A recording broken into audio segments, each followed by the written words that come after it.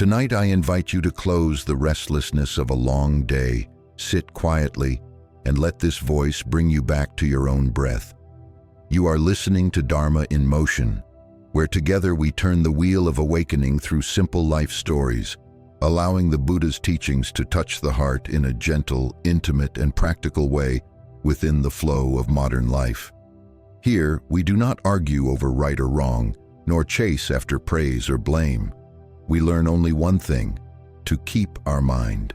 For as the Buddha once taught, do not commit evil, do good. It may sound simple, yet it takes a lifetime to truly understand its depth. If today your heart feels unsteady, still entangled in things not yet let go, if the world around you is so noisy that you can no longer hear the soft rhythm of your own breath, then right now, please take a deep breath in and exhale slowly, letting a part of your weariness fall from your shoulders. There are days we think we are strong, yet just one cold glance or a thoughtless word can make our heart sink, fragile and strange. Then we ask ourselves, why am I kind yet still hurt? Why the kinder I am, the lonelier I feel? And so, we begin to worry about people speaking ill of us, misunderstanding us, about things that have nothing to do with us.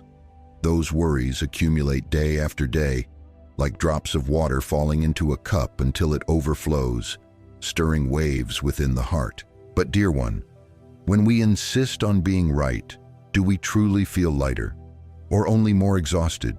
The Buddha taught that what others do is their karma, while how we guard our own mind is the path to liberation. This life can never please everyone. Sometimes you do good, yet others still misunderstand. Sometimes you stay silent and patient, yet they think you are weak. Sometimes you choose to let go, yet they think you have lost. But the Buddha never taught us to live to outdo anyone. He taught us to live to surpass ourselves. They may compete, but we keep our steps light. They may contend, but we keep our heart pure. Because in the end, what we carry after this life is not fame or wealth, but how our heart has lived. If today you feel uneasy, try returning to the sound of your own breath. Try, just once, not to react quickly, not to argue, not to collect gossip. Simply keep one good thought in your heart and whisper, I will not do anything that burdens my mind. That is, abandoning evil and doing good. Not something grand in temples, but something that begins with the smallest choices in each person's heart, choosing silence instead of quarrel, forgiveness instead of anger, understanding instead of judgment.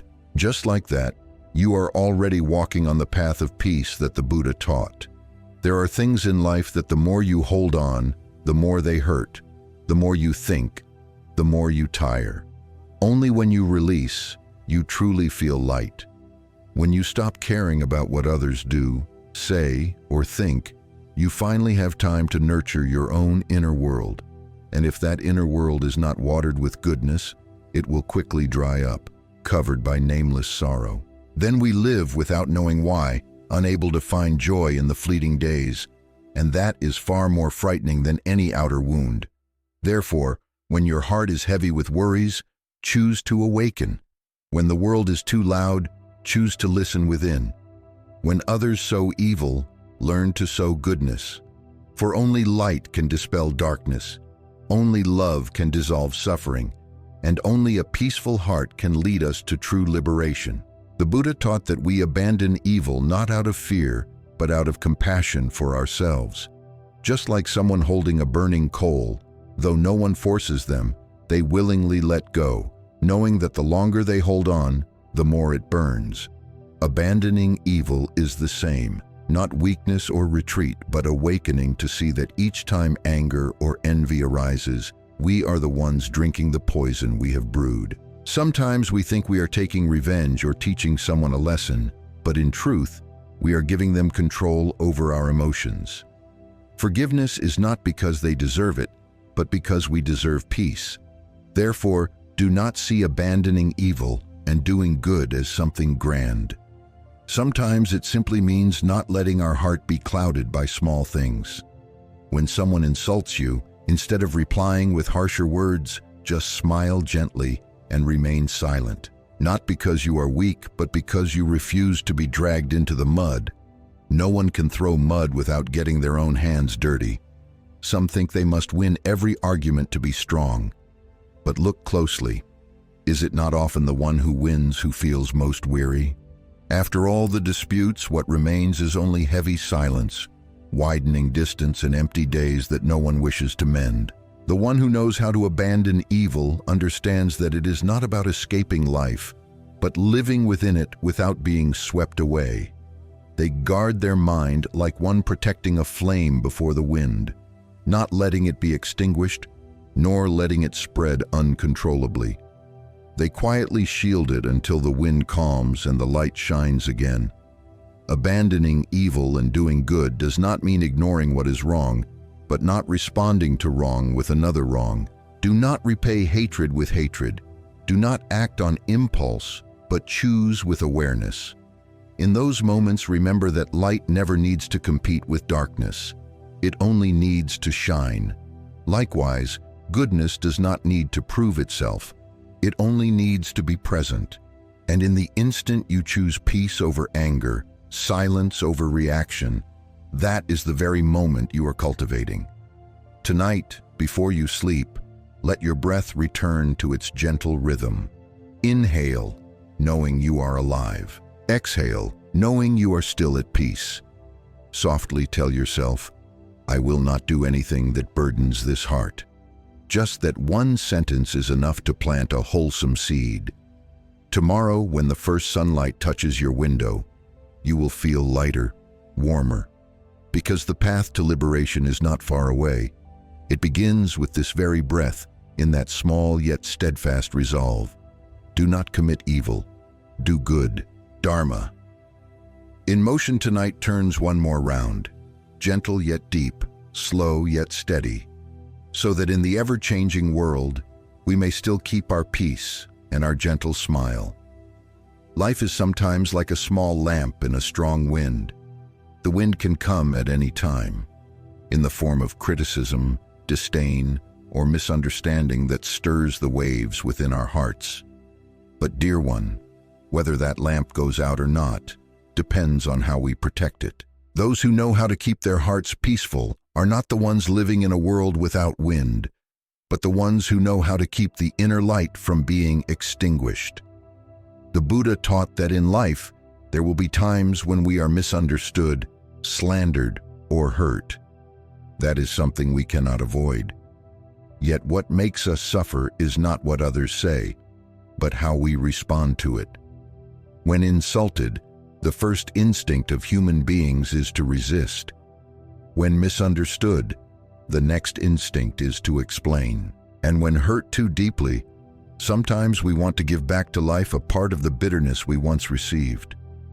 But right in that very moment, the Buddha's words sound softly within our hearts.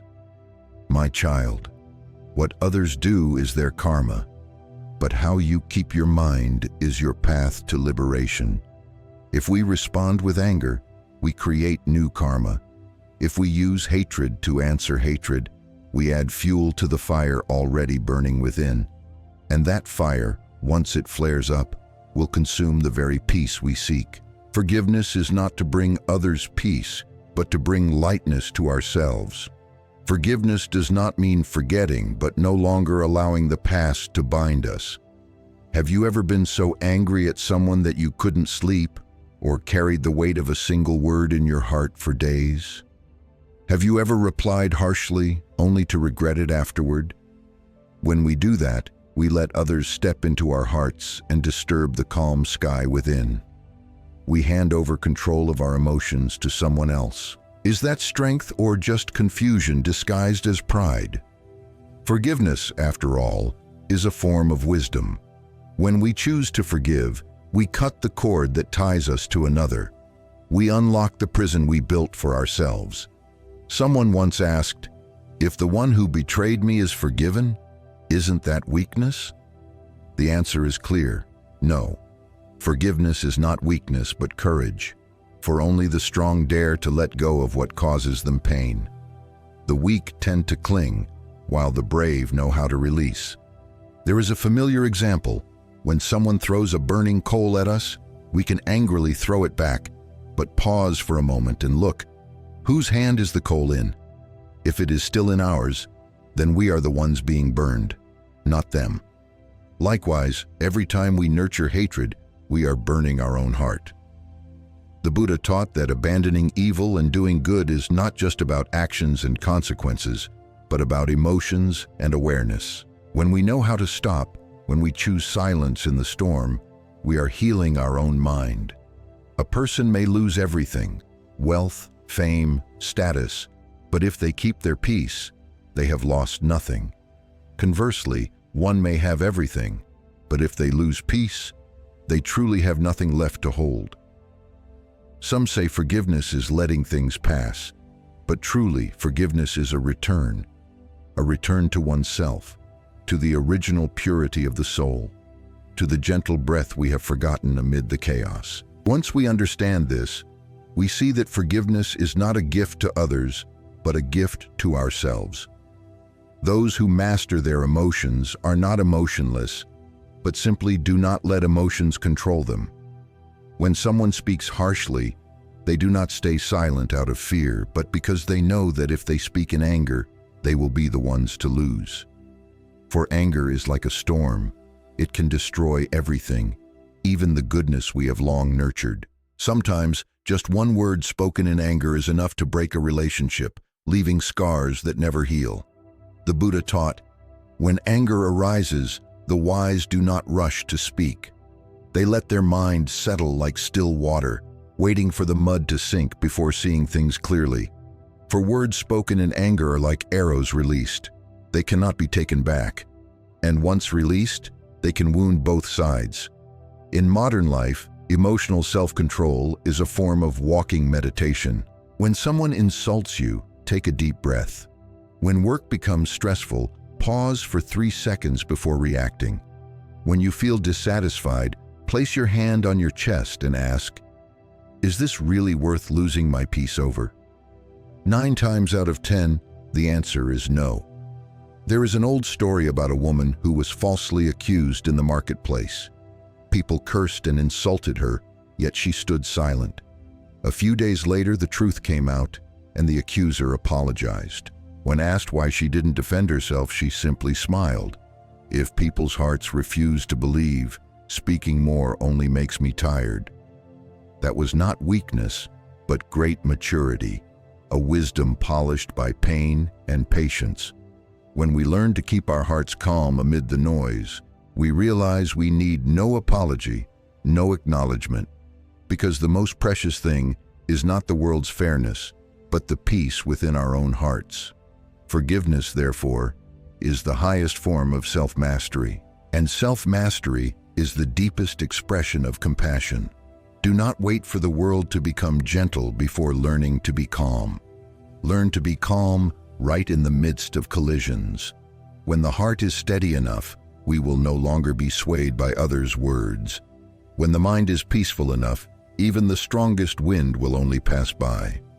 To keep the mind like a lake, still but not cold, clear but not indifferent, that is the freedom everyone is seeking. Tonight, before sleeping, if there is someone you still cannot forgive, do not force yourself to forget. Simply whisper in your heart, I let this go to be at peace.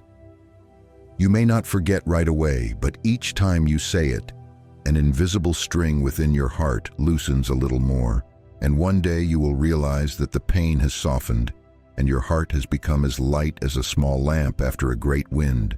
Keeping the mind peaceful does not mean being without emotion, but knowing how to move through emotion without being drowned by it. When we know how to pause, to be still, the light of wisdom naturally rises, like that small lamp. Even if the wind blows, if we shield it well, it still shines. And when the night passes, that lamp will be the only thing that still holds warmth for the soul. There are days when the world feels like a noisy market, voices crossing, arguments clashing, comparisons exhausting the air. And there are times when our hearts are just as noisy, though the outside is silent.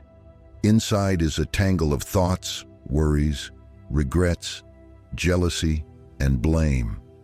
One who practices does not need to leave the world to find peace, but learns to keep the heart as clear as a lake, no matter how many winds arise around it. The Buddha taught, when the mind is at peace, the world is at peace. A simple saying, yet so many spend their whole lives without understanding it. For we often seek peace outside, a quieter place, a kinder person, a gentler circumstance, but forget that the only place truly at peace is within ourselves. When our minds are clear, everything becomes bright. When our minds are clouded, even goodness appears distorted through the mud of doubt. Have you ever watched a lake surface in the early morning? When no wind stirs, the water is as smooth as a mirror, reflecting the entire sky. But just one light breeze can ripple the surface. Likewise, our hearts can be stirred by a single wrong word or disdainful glance. Yet the water does not blame the wind, because it knows the wind comes and goes, while its still nature remains. The one who practices does not resent how many winds have blown through life, but simply keeps the heart from being disturbed. In modern life, it is easy to be swept away by the hurried rhythm. Emotions shift as fast as news on social media. One piece of good news lifts us up. One bad message breaks us down. A compliment makes us elated. A criticism keeps us awake at night. That is the sign of an unsteady mind, a lake not yet clear. And when the lake of the heart is always stirred by the wind, we live in endless fatigue. The Buddha taught that the wise are not swayed by praise or blame because they know all words are but wind. Praise is wind, blame is wind. If we rejoice when praised and suffer when criticized, we are like a kite blown whichever way the wind goes, no longer self-mastered. To keep the mind like a lake is to feel and live fully, yet not let emotions carry us away. When others speak well of us, we smile and give thanks. When they speak ill, we smile and let go. Not because we are indifferent, but because we understand. What others say reflects their mind, not our worth. Someone once asked, "In such a turbulent world, how can we keep a peaceful heart?" The Buddha's answer was astonishingly simple. Return to the breath, for the breath is the bridge connecting us to the present moment.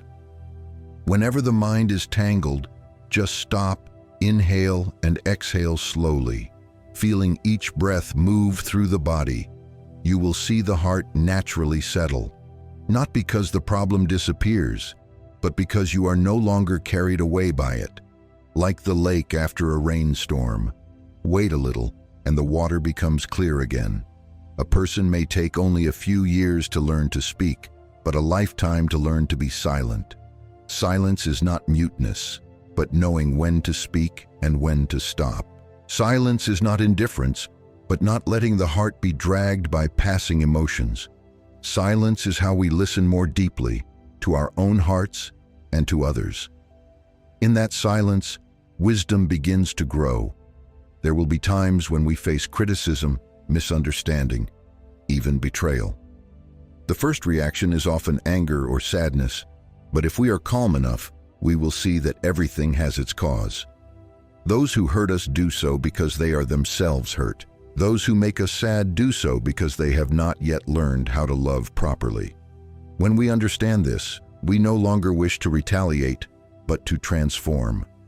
We realize that instead of arguing to be right, it is better to choose silence to stay peaceful, because being right may not bring happiness, but being at peace always will. The ancients said, "When the heart is still like water, the mirror reflects clearly." When the mind is free from attachments, we naturally see everything as it is. Right and wrong, gain and loss, victory and defeat, all become small. We do not need to try to be noble. We only need to keep the mind undisturbed, and clarity will arise on its own. Like the lake, when the water is clear, there is no need to strain to see. The reflection appears effortlessly. There is a story in an old sutra about a man who was insulted and cursed in the marketplace.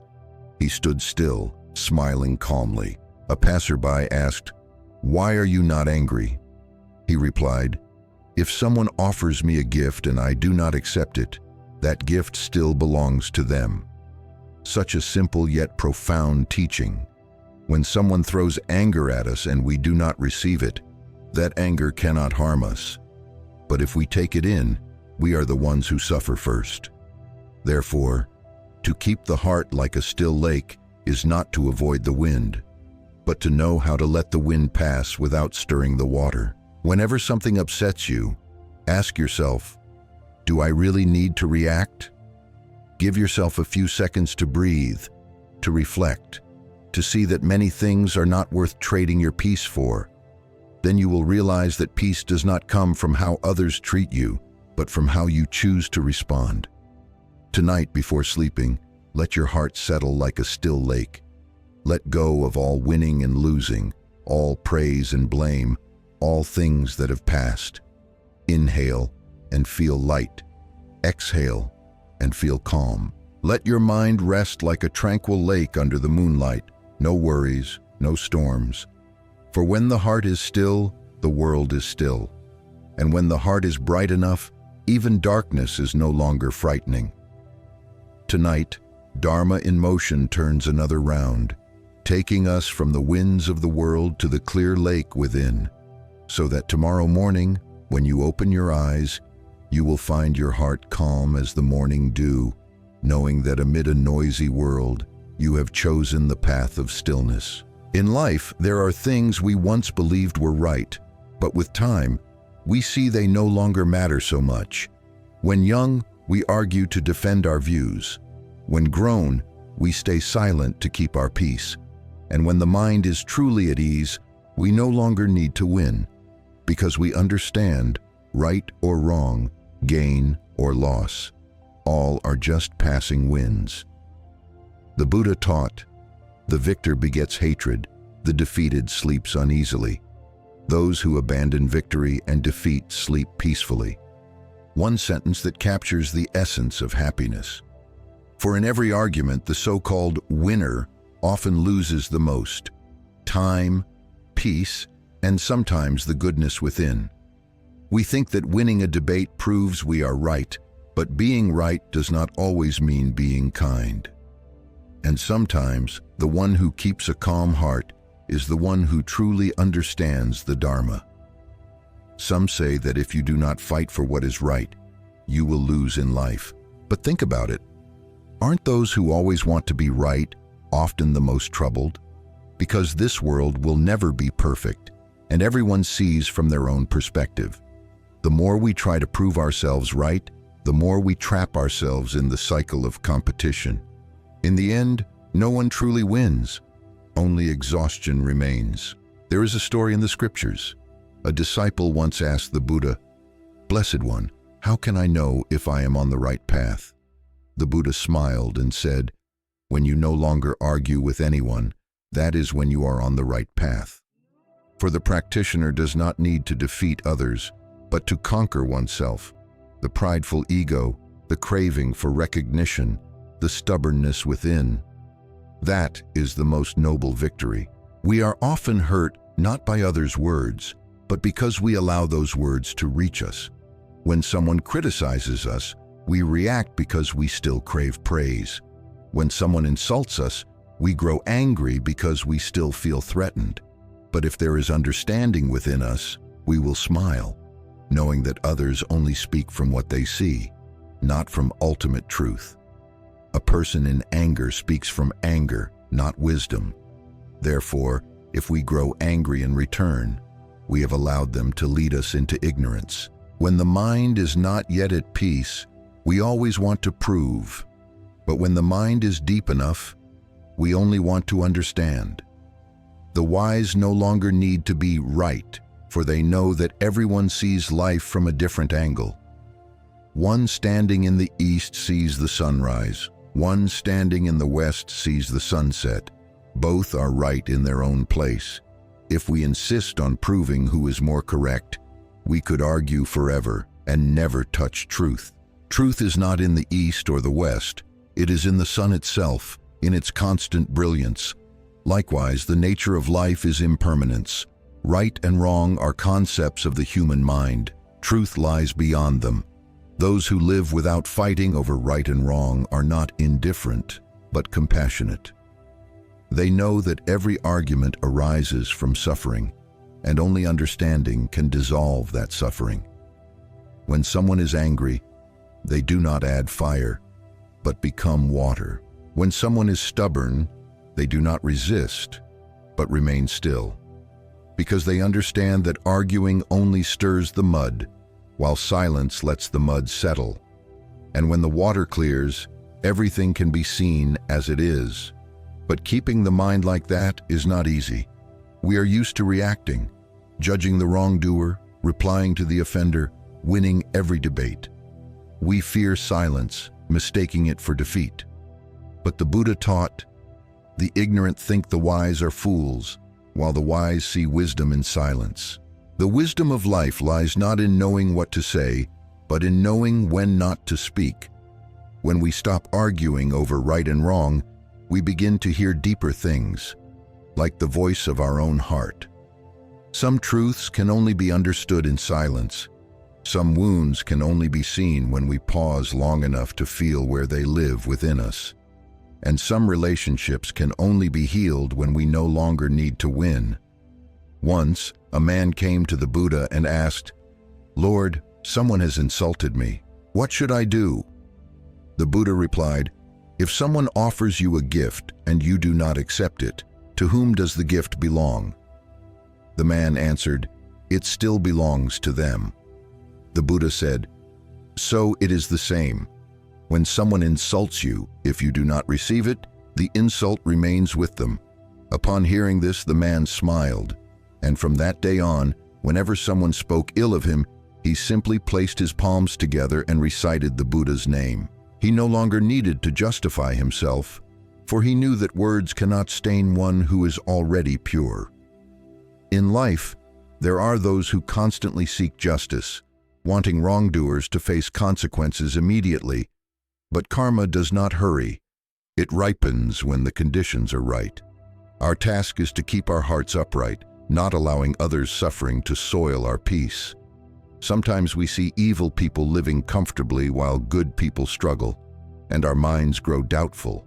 But the Buddha taught, karma never disappears. It only waits for the right moment to bear fruit. Like seeds in the soil, some sprout early, others later. So instead of judging, trust in karma. Live righteously, and let time and the wisdom of the universe arrange the rest. When we stop debating right and wrong, the heart grows light. When we stop clinging to pain, the heart finds peace. Holding on to resentment is like stabbing ourselves again and again. Forgiveness takes nothing away from us.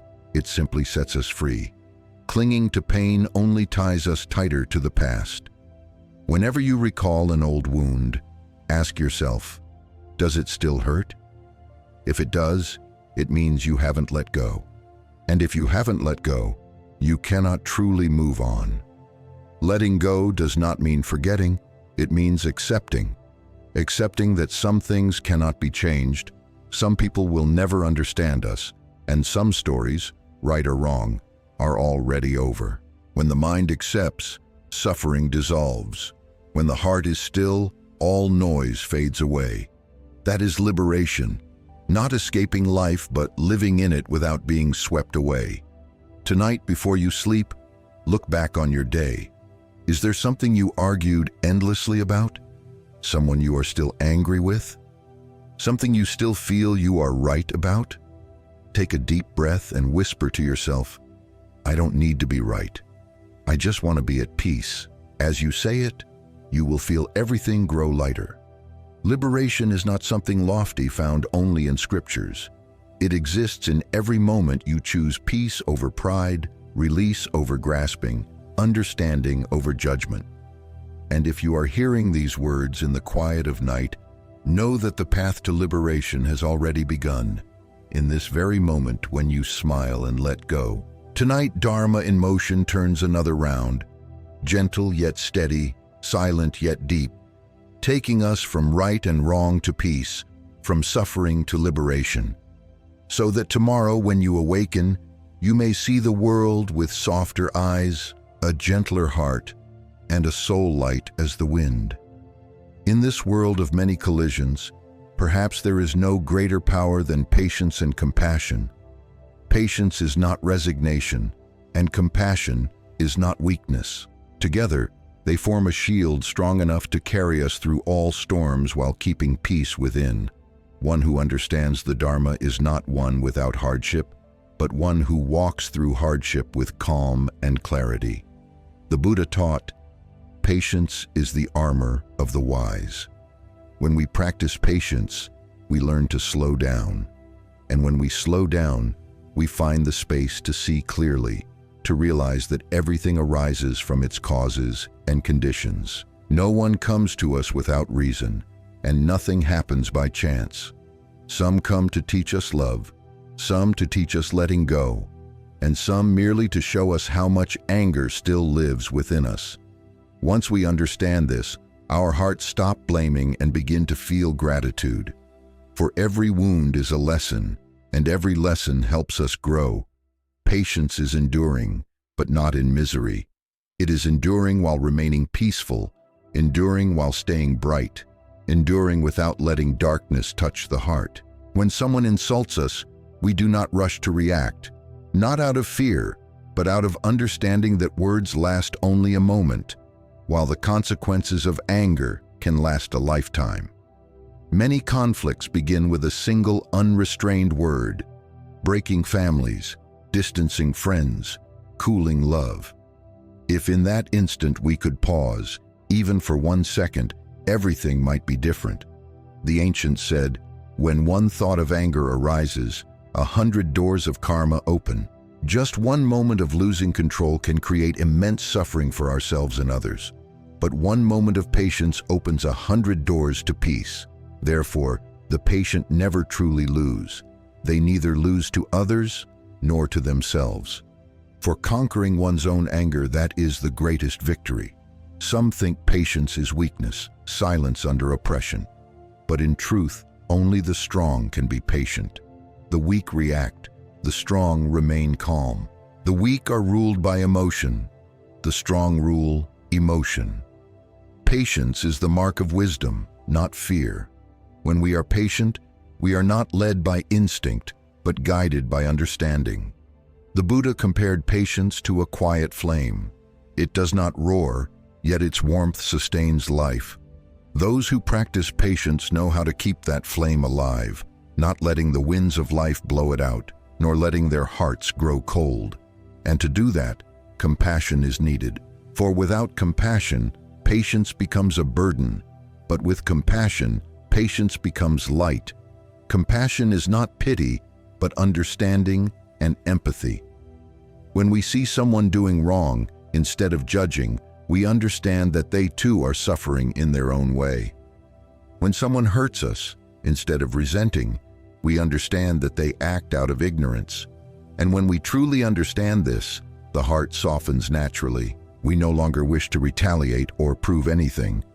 We only wish for them to awaken soon, so they no longer cause suffering to themselves or others.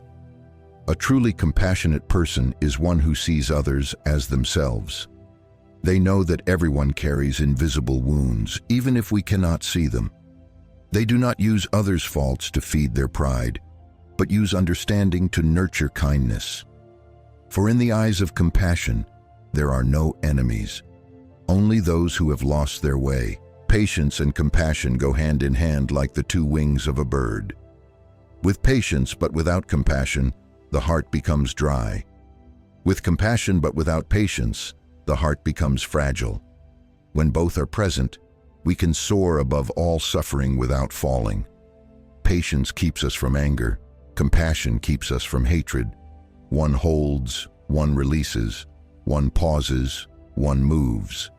This is the perfect balance of a practitioner living in the world. Someone once asked, "How can I cultivate compassion?"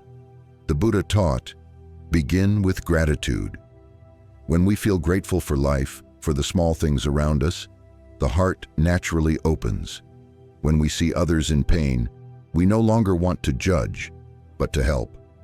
When we see someone lost, we no longer want to punish, but to guide them toward the right path. Compassion does not need to be spoken. It only needs to be lived. Just one gentle gaze, one kind word, one thoughtful act is enough to spread healing energy into the world. In modern life, patience and compassion are the greatest gifts we can offer each other. When we are patient, we do not harm. When we are compassionate, we do not distance. If everyone could lessen their anger a little and increase their understanding a little, the world would already be very different. A gentle word can save a day. A kind look can dissolve sorrow. Sometimes what someone needs is not advice, but a listening heart, the feeling of being understood and accepted. The Buddha taught that compassion does not mean allowing others to do whatever they want.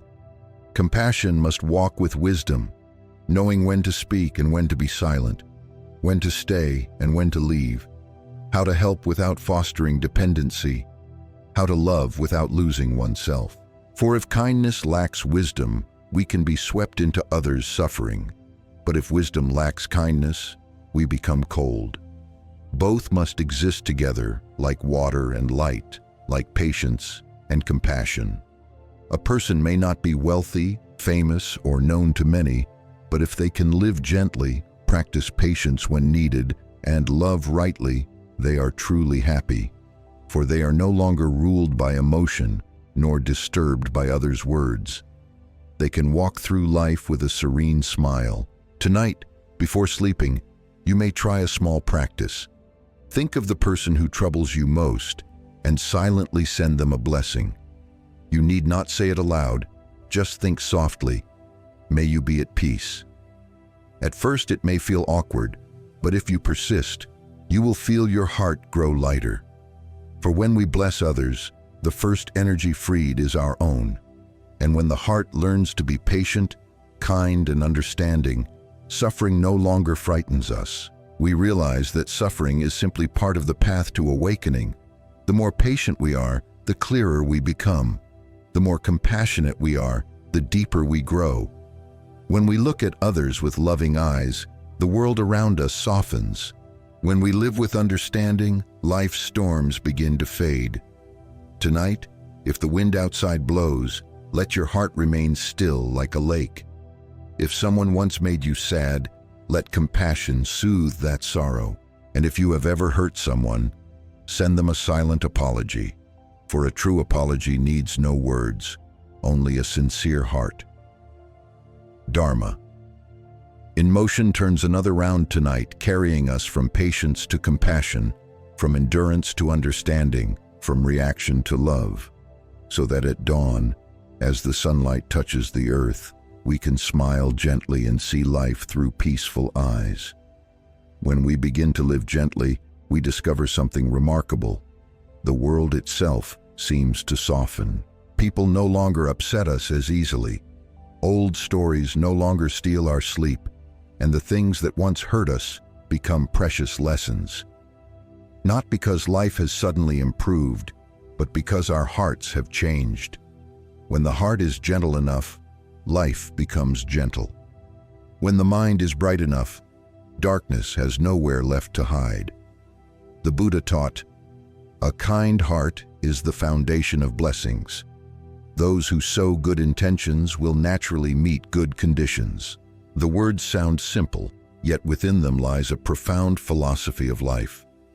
Blessings do not come from outside, but arise from within, from each thought, word, and action in our daily lives. Blessings are not measured by how much we donate or how grand our offerings are, but by whether we live with sincerity. When we do something good, what matters is not the scale, but the intention behind it. A comforting word at the right moment, a helping hand in despair, a smile for someone in sadness. These too are blessings. Blessings are not things we must strive to earn. They are what we unknowingly plant in moments of kindness and understanding. Each time we pause before anger arises, each time we yield a little to others, each time we choose gentle words instead of harsh ones, that is when blessings are born. A blessed person is not one who is rich, but one who makes others feel at ease wherever they go. They step into a room without saying a word, yet their calm energy lightens the air. They speak softly, never harshly, yet their words bring peace. They may have neither wealth nor power, but they possess something everyone wishes to be near. That is the mark of blessing. And such blessings cannot be bought. They must be cultivated. Cultivating blessings is not about great deeds, but about small acts done with great kindness. When we give without calculation, help without needing recognition, do good without expecting return, that is cultivation. But when we do good while waiting for praise or comparing with others, the blessing has already diminished. For blessings stay only when the heart is pure.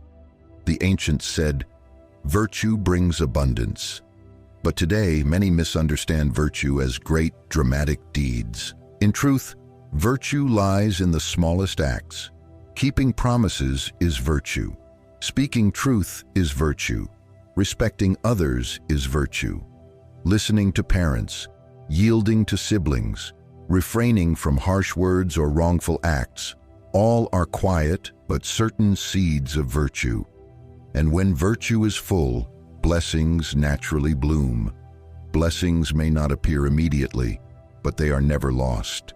Like seeds in the soil, some sprout early, some lie dormant, waiting for the warmth of the sun to blossom. Life is the same.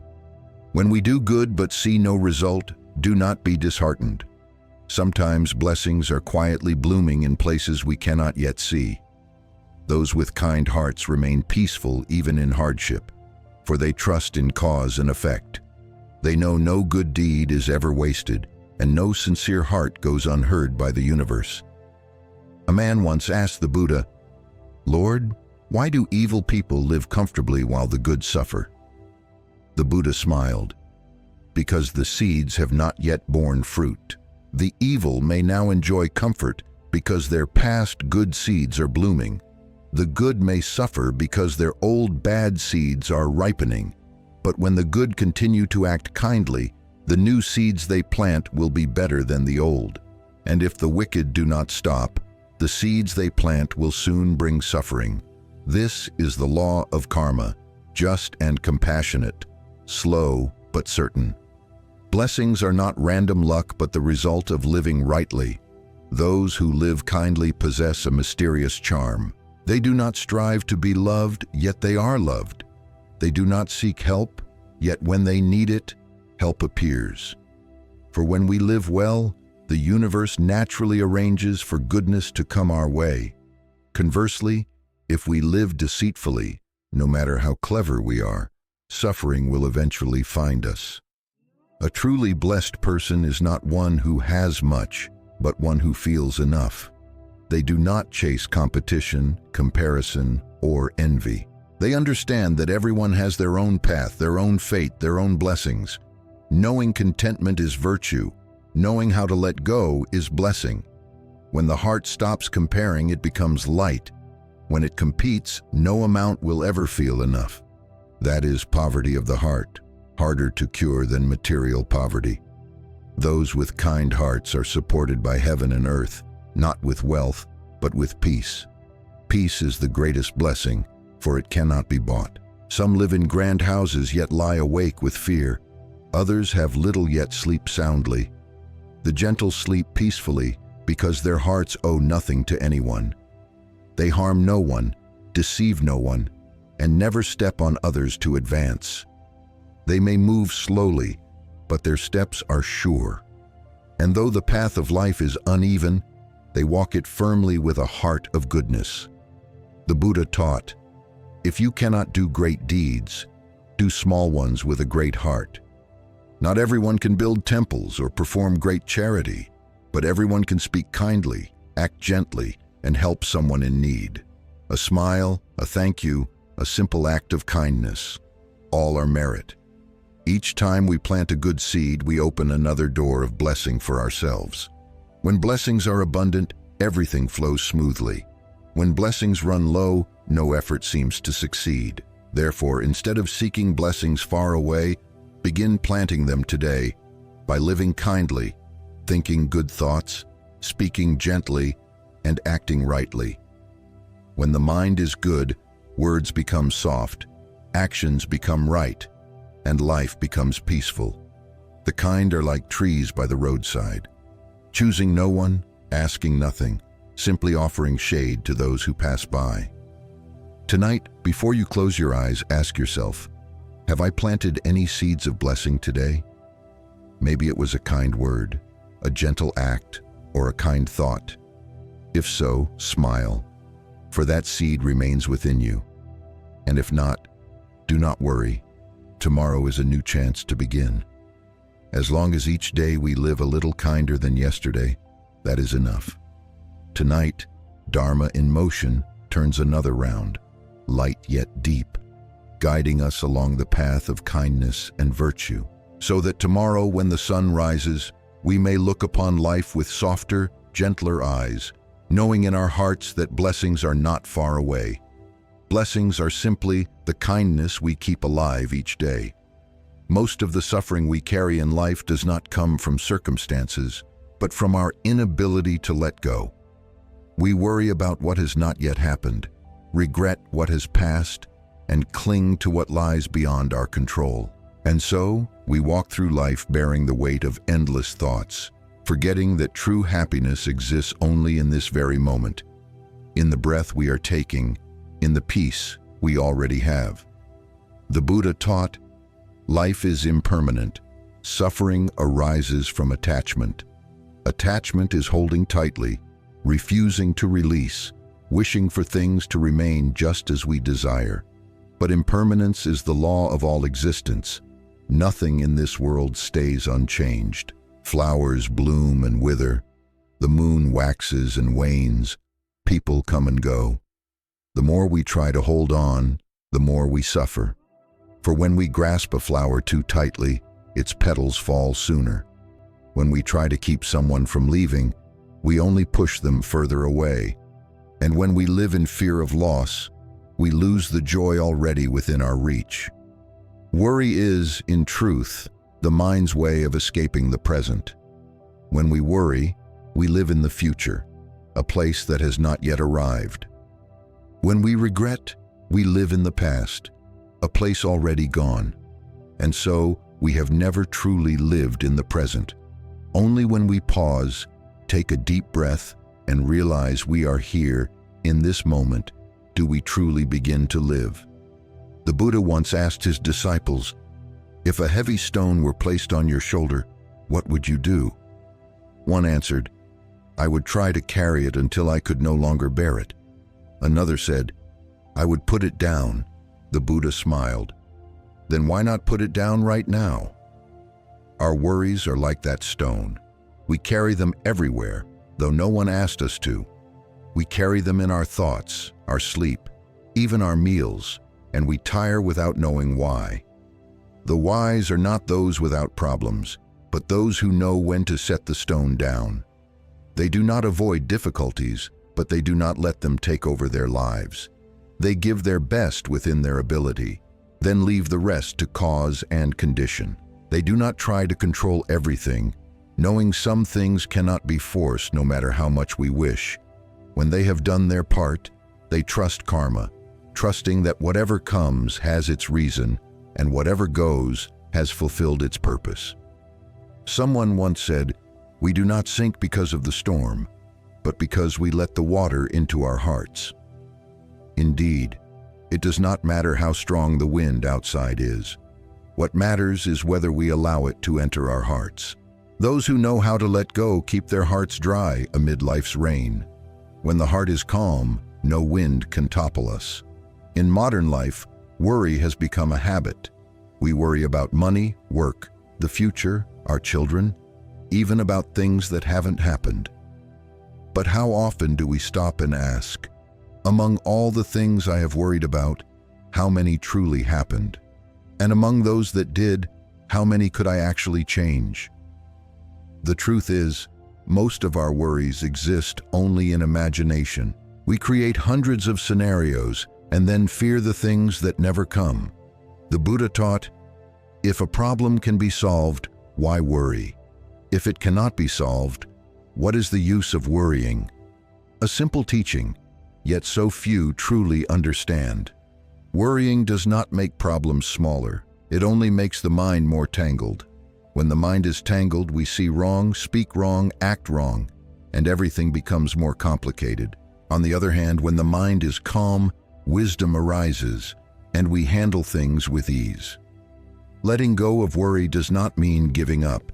It means placing the mind in the right place, doing what we can, accepting what we cannot, and being at peace with what remains. Some say, if we don't worry, how can we live? But in truth, what keeps us alive is not worry, but understanding. When we understand, we no longer need to worry. Understand that life is ever-changing, that everyone has their own karma, that whatever comes is here to teach us something, and peace will naturally arise. We do not need to flee from suffering, for suffering too is part of the path. Like the lotus that grows from mud, without the mud it could never bloom. Letting go of worry is the art of living amid impermanence. For impermanence is not tragedy, but opportunity. Because of impermanence, sorrow can turn into joy, mistakes into wisdom, and humans into maturity. If everything stayed the same, we would never grow. So instead of fearing change, rejoice that change still exists, for only through change can we begin again, live differently, and move deeper into understanding. Letting go of worry not only calms the mind but heals the body. Many illnesses begin with tension. When we worry, the body contracts, the breath shortens, and sleep becomes restless. But when we relax, the body rests, the breath deepens, and energy is renewed. Letting go, sometimes, is the best medicine for both body and mind. Look at a child. They do not worry about what they will eat tomorrow, about what others think, or about comparing themselves to anyone. They live fully in each moment. When happy, they laugh. When sad, they cry. And moments later, they smile again as if nothing happened. The wisdom of the Buddha is just like that, pure, natural, and free from attachment. To become enlightened is not to become someone else, but to return to that innocence, to live wholly in the present moment, without worry, without fear, without clinging. Tonight, before sleeping, try a small practice. Take a deep breath in and exhale slowly. As you breathe out, imagine setting down all the burdens of the day, your sadness, frustration, and unresolved worries. Whisper to yourself, enough. Everything will unfold in its time. Then smile. For in that very moment of release, peace has already arrived. Letting go does not mean losing, it means gaining lightness, freedom, and serenity. When we can let go, our hearts expand, spacious enough to hold love, joy, and the present moment. And when we no longer cling to the past or worry about the future, we finally exist fully in life, whole and at peace. Tonight, Dharma, in motion, turns another round, carrying us from the storm of anxiety to the shore of stillness, so that tomorrow, when you open your eyes, you can smile, knowing there is nothing to rush, nothing to hold. For when the heart knows how to let go, life naturally becomes peaceful. Perhaps one of life's hardest lessons is learning acceptance, accepting those who come and those who go, accepting what cannot be changed, accepting that no matter how much effort we give, some things will not follow our will. Acceptance is not weakness, but wisdom, for only through acceptance can we truly be at peace. The Buddha taught, all things arise through conditions. When the time is right, we meet. When it ends, we part. Not a second too early or too late. Every meeting, whether brief or long, has its purpose. Some come to teach us love, some come to teach us pain, and some come to remind us that nothing in this life lasts forever. When we understand this, we stop clinging and learn to smile as things pass. We suffer because we try to hold on to what has changed. We want those who once loved us to love us still. We want life to stay the same. We want time to stand still. But life is a river. Its waters never stop flowing. Each day we live is already a different day. The one we loved yesterday may have gone far today. The place we cherished may change tomorrow. And because life is impermanent, it is beautiful. If nothing ever changed, flowers would never bloom, people would never grow, and we would never learn the lesson of letting go. The Buddha once said, "If there is affinity, even those far apart will meet. If there is none, even face to face, they will drift apart." The words are gentle as wind, yet only those who have faced separation know their depth. There are hands that once held us tightly, yet one day still let go. There are places that once felt like home, now only memories. There are bonds that once felt unbreakable, now dissolved like smoke. We suffer not because others leave, but because we cannot accept that they must. Yet if we look with the eyes of wisdom, we see no one is ever truly lost. They have simply fulfilled their role in our lives and continue on their own path. Those who come teach us joy. Those who leave teach us release. Both are teachers. If we cling to regret, we reject the gift that life has offered. But if we are grateful, both the coming and the going become blessings. Someone asked, "How can I tell what is destiny and what is karma?" The Buddha smiled. Destiny brings us together. Karma binds us, and wisdom helps us part without resentment. There are no coincidences in life. Everyone who crosses our path does so for a reason. When that reason fades, their departure is as natural as a flower that blooms and then withers, as spring that arrives and then gives way to summer. If we try to hold on to spring, we will never see the beauty of summer. Acceptance does not mean we feel no pain. It means we are willing to walk through pain with calm. It means knowing we have loved wholeheartedly, lived fully, and that now it is time to let go. Tears cannot turn back time. They only blur our view of the present. When we stop resisting, we see that life still offers countless precious things. A sunrise, a cup of warm tea, a loved one still by our side. Many fear separation, yet separation is part of love. Without it, we would never learn to cherish the moments we have. Because we know nothing lasts forever, we learn to love more deeply, care more sincerely, and live more truthfully. Every moment becomes sacred because we know it will never return. Those who know acceptance understand that everything arrives at the right time and departs at the right time. No one can stay with us forever, but the good memories never fade. They remain within, like the lingering fragrance of a lotus after it blooms. When we no longer resist loss, loss transforms into memory, and memory into gratitude. In modern life, people are easily caught in wanting. We want everything to go our way: smooth work, lasting love, stable life. But life is not always so. Some things come only to leave. Some people walk with us only for a while. Some chances will never come again. If we cling too tightly, we grow weary. But if we can say, "The connection has ended, may we both be at peace," then our hearts will be as light as clouds. Someone once asked, "How do we know when it is time to let go?" The Buddha taught, "When holding on brings you no peace, that is the moment to let go. For what truly belongs to you will return, even if you push it away. And what does not belong to you will leave, no matter how tightly you hold on." Those who understand the way do not cling. They simply tend and nurture.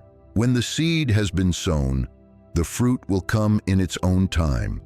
Look at the tree in the wind. It does not fight the wind, nor does it resist.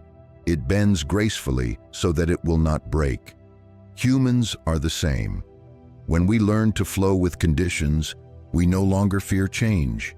When the wind passes, the tree stands tall again. When the storm ends, the heart finds calm. That is the strength of acceptance. Tonight, before you sleep, close your eyes and think of someone or something that still weighs on your heart. Perhaps a love not forgotten, a dream unfulfilled, or someone who is gone. Take a deep breath and whisper softly within, "Thank you for coming. Thank you for leaving." That is not a farewell, but a gesture of gratitude. For every person and every event, whether bringing smiles or tears, has helped shape who you are today. Acceptance does not make you weak. It makes you strong. Strong enough to live fully in the present. Strong enough to release what is past. Strong enough to open your heart to what is yet to come. When you can say, "Having it is good, losing it is fine," you have taken a great step on the path of awakening. For the truly happy are not those who have everything, but those who are content with what they have and grateful for what has been. Tonight, Dharma in Motion turns another round, guiding us through the lessons of connection and separation, of holding and letting go, of meeting and parting. So that tomorrow, when you wake, you can look at life with calm eyes and smile, knowing that when the conditions are right, people come. When the conditions end, they go. No one owes anyone anything. We simply shared a stretch of the path called karma. In life, praise and blame are inevitable. When we act, people speak. When we do not act, they speak still. Some praise out of love, some criticize out of dislike, and some simply speak for the sake of speaking. If we let our hearts be pulled by every word, we will soon grow weary. But when we learn to stand firm between praise and blame, like a mountain unmoved by the wind, our hearts become as light as clouds, and peace arises naturally. The Buddha taught, "The wise do not rejoice in praise nor despair in blame, for they understand that both are only the wind.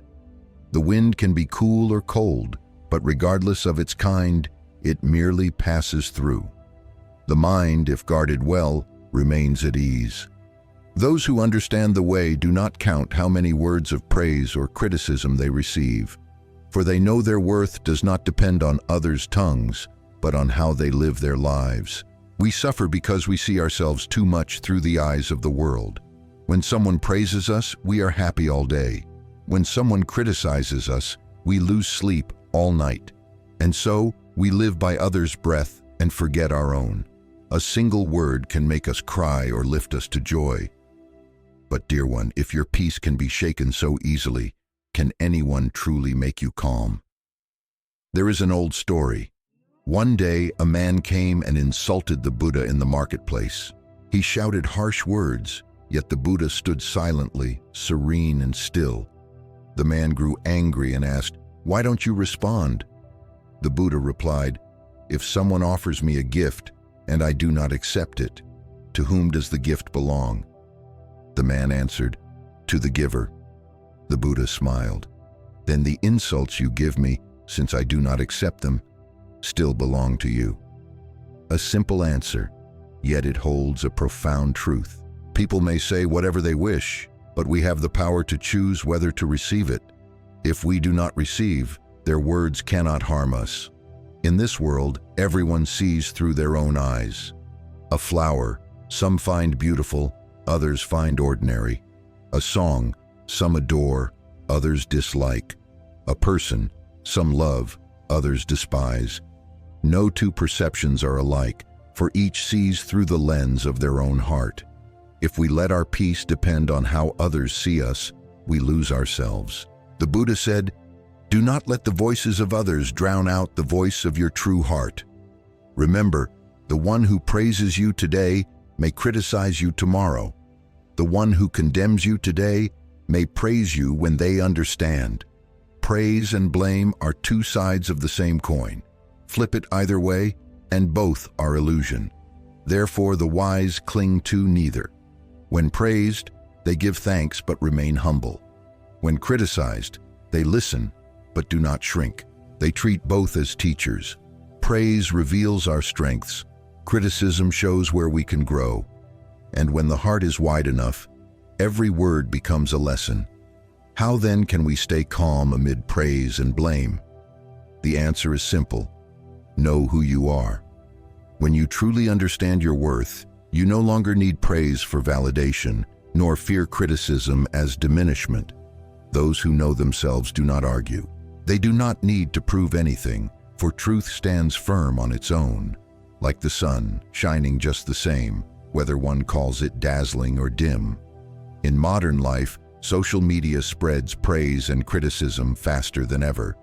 Just one comment, one sentence, can unsettle a person's heart. Some have even taken their lives because of harsh words. Others have lost their confidence from a few careless jokes. Yet if we look closely, those words are nothing but text, mere wind passing across a screen. They only hurt when we allow them to touch the heart. The awakened know that true worth is not measured by praise, but by the peace within. The Buddha taught, "Let the mind be like the earth, receiving everything, holding on to nothing." Those who walk the path do not let praise inflate the heart, nor criticism close it. They let all things come and go, like rain falling upon the earth, landing, soaking in, then vanishing. When the heart is deep enough, praise and blame no longer reach it. For by then, one lives for truth, not reputation, for kindness, not applause. Someone once asked, "How can I stop being hurt by words?" The Buddha replied, "When you no longer see yourself as the center of the world." Most sorrow arises from believing everything is about us, that what others say or do must concern us. But in truth, everyone is busy living their own life. When we understand that others speak from their own pain, anger turns to compassion. A wise person sees criticism as a cool breeze that clears away the dust of pride. They do not react but observe. They listen to see if there is truth in the words. If there is, they correct themselves. If not, they smile and let it go. This is the way of equanimity. They know that praise and blame are both tests of the mind. Whoever can remain steady amidst the storm of words has already triumphed. Tonight, sit quietly for a while and recall the times you were elated by praise or wounded by criticism. Ask yourself, do those things still matter now? Perhaps most of them have already faded. So why once let them steal your sleep or weigh on your heart? All of it was just wind. The wind comes, then goes. Only the stillness of your own heart is worth keeping. Maintaining calm between praise and blame does not mean becoming indifferent. It means listening with wisdom, not with emotion. When we listen with wisdom, every word becomes a lesson. When we listen with emotion, every word becomes a knife. A peaceful mind does not ignore what is said. It hears, smiles, and remains unmoved. The Buddha taught, "When the mind is at peace, all things are at peace." When the heart is calm, no matter what is said, it is but the wind through bamboo, rustling for a moment, then silent. But when the heart is restless, even a whisper can start a storm. Thus, the practice is not to stop others from speaking, but to stop their words from disturbing us. When the mind is calm, praise and blame are no longer problems, only sounds of the world. Tonight, Dharma in motion turns another round, carrying us beyond the noise of praise and blame, back to the stillness within, so that tomorrow, when you step into the world, you can smile at every voice around you and gently remind yourself, "I know the path I walk." When my heart is steady, even the wind becomes peace. There are times when life feels like a whirlpool. People chase wealth, fame, approval, love, and status. Everyone hurries, worries, and fears being left behind. Each day, we are swept along in this current without pausing to see where we are drifting. Only when exhaustion sets in do we realize we have wandered far from ourselves. The Buddha taught, "Amid life's storms, keep your mind steady like a mountain. The mountain does not fear the wind, for the wind can only touch its surface. never its core. Likewise, those with steadfast hearts may hear the noise of the world, yet within they remain as still as a lake. They live in the world, work in the world, love in the world, but are not carried away by it. Steadfastness does not mean being unfeeling. It is the peace born from understanding. When we see that impermanence is the nature of life, we no longer fear loss. When we know that everything arises from causes and conditions, we no longer force what cannot be. When we understand that true happiness lies within, we stop searching outside. And then, no matter how the world shifts, we remain grounded, like a mountain in the rain. Someone once asked, "How can I stay steady when the world around me is in chaos?" The Buddha answered, "Return to your breath. The breath is the bridge to the present moment. Each time the mind trembles, take a deep breath in and exhale slowly, and you will feel peace return. Inhale, knowing you are inhaling. Exhale, knowing you are exhaling. In that moment, all worries pause. The mind returns home. The mountain within begins to appear. In life, people are easily swept away by three things: praise, criticism, and fear. Praise makes us proud. Criticism makes us sad. Fear makes us shrink. But when the heart is steady, none of these can control us. Praise, we smile and feel grateful. Criticism, we listen and let go. Fear, we face it, not flee. For those with steady hearts do not live by circumstance, but by wisdom and compassion. An unsteady mind is like grass before the wind. Even a breeze makes it tremble. A steady mind is like a forest of pines in a storm. The strongest winds may stir the leaves, but cannot uproot it. To steady the mind, begin by seeing all things with calm eyes. When good comes, do not rejoice too much. When trouble comes, do not despair too deeply, for everything is temporary. What comes will go, what goes will come again. Only those who keep their hearts calm can live lightly amid this endless turning of life. The Buddha taught, to practice is to guard the mind. Guarding the mind does not mean fleeing the world, but staying clear while living within it. The steadfast do not need to retreat from life. They remain at peace, even in its midst. They can sit among noise and still hear silence in the wind. They can walk through crowded streets and still keep a quiet space within. That is true practice. Practice in breath, in action, in the way we live each day. In modern life, keeping the mind steady is one of the greatest challenges. Social media, work, relationships, pressure, everything pulls us outward. Each day, we take in thousands of pieces of information, hundreds of opinions, and countless comparisons. If the mind is not steady, we are spun like a pinwheel, sometimes joyful, sometimes sad, sometimes confident, sometimes doubtful. But when the mind is steady, we still see and hear everything, yet are no longer swept away. We choose what to listen to, let go of what should be forgotten, and keep the heart clear. There is a story in the sutras. A Zen master asked his student, "If a strong wind blows, what will you do?" The student replied, "I will try to stand firm."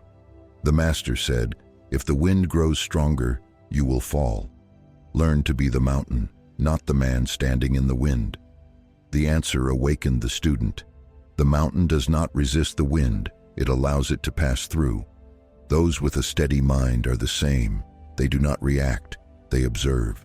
They do not chase, they remain still in understanding. A steady mind is not born overnight. It is cultivated through small moments. Each time we stay calm in the face of insult. Each time we hold back a harsh word to preserve harmony. Each time we choose silence over argument, these are stones placed upon the mountain of the heart. Day by day, that mountain grows taller. And one day we realize nothing outside can truly bring us down.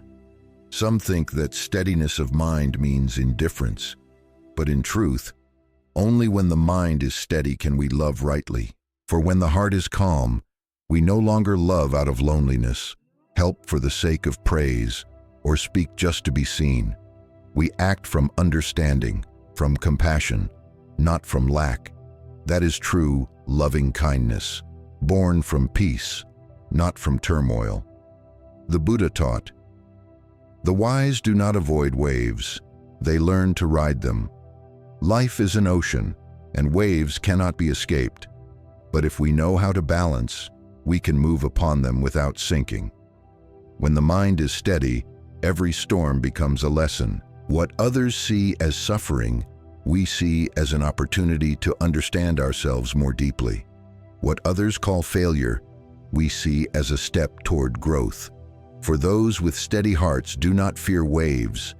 They know that waves are still made of water, and water cannot harm itself.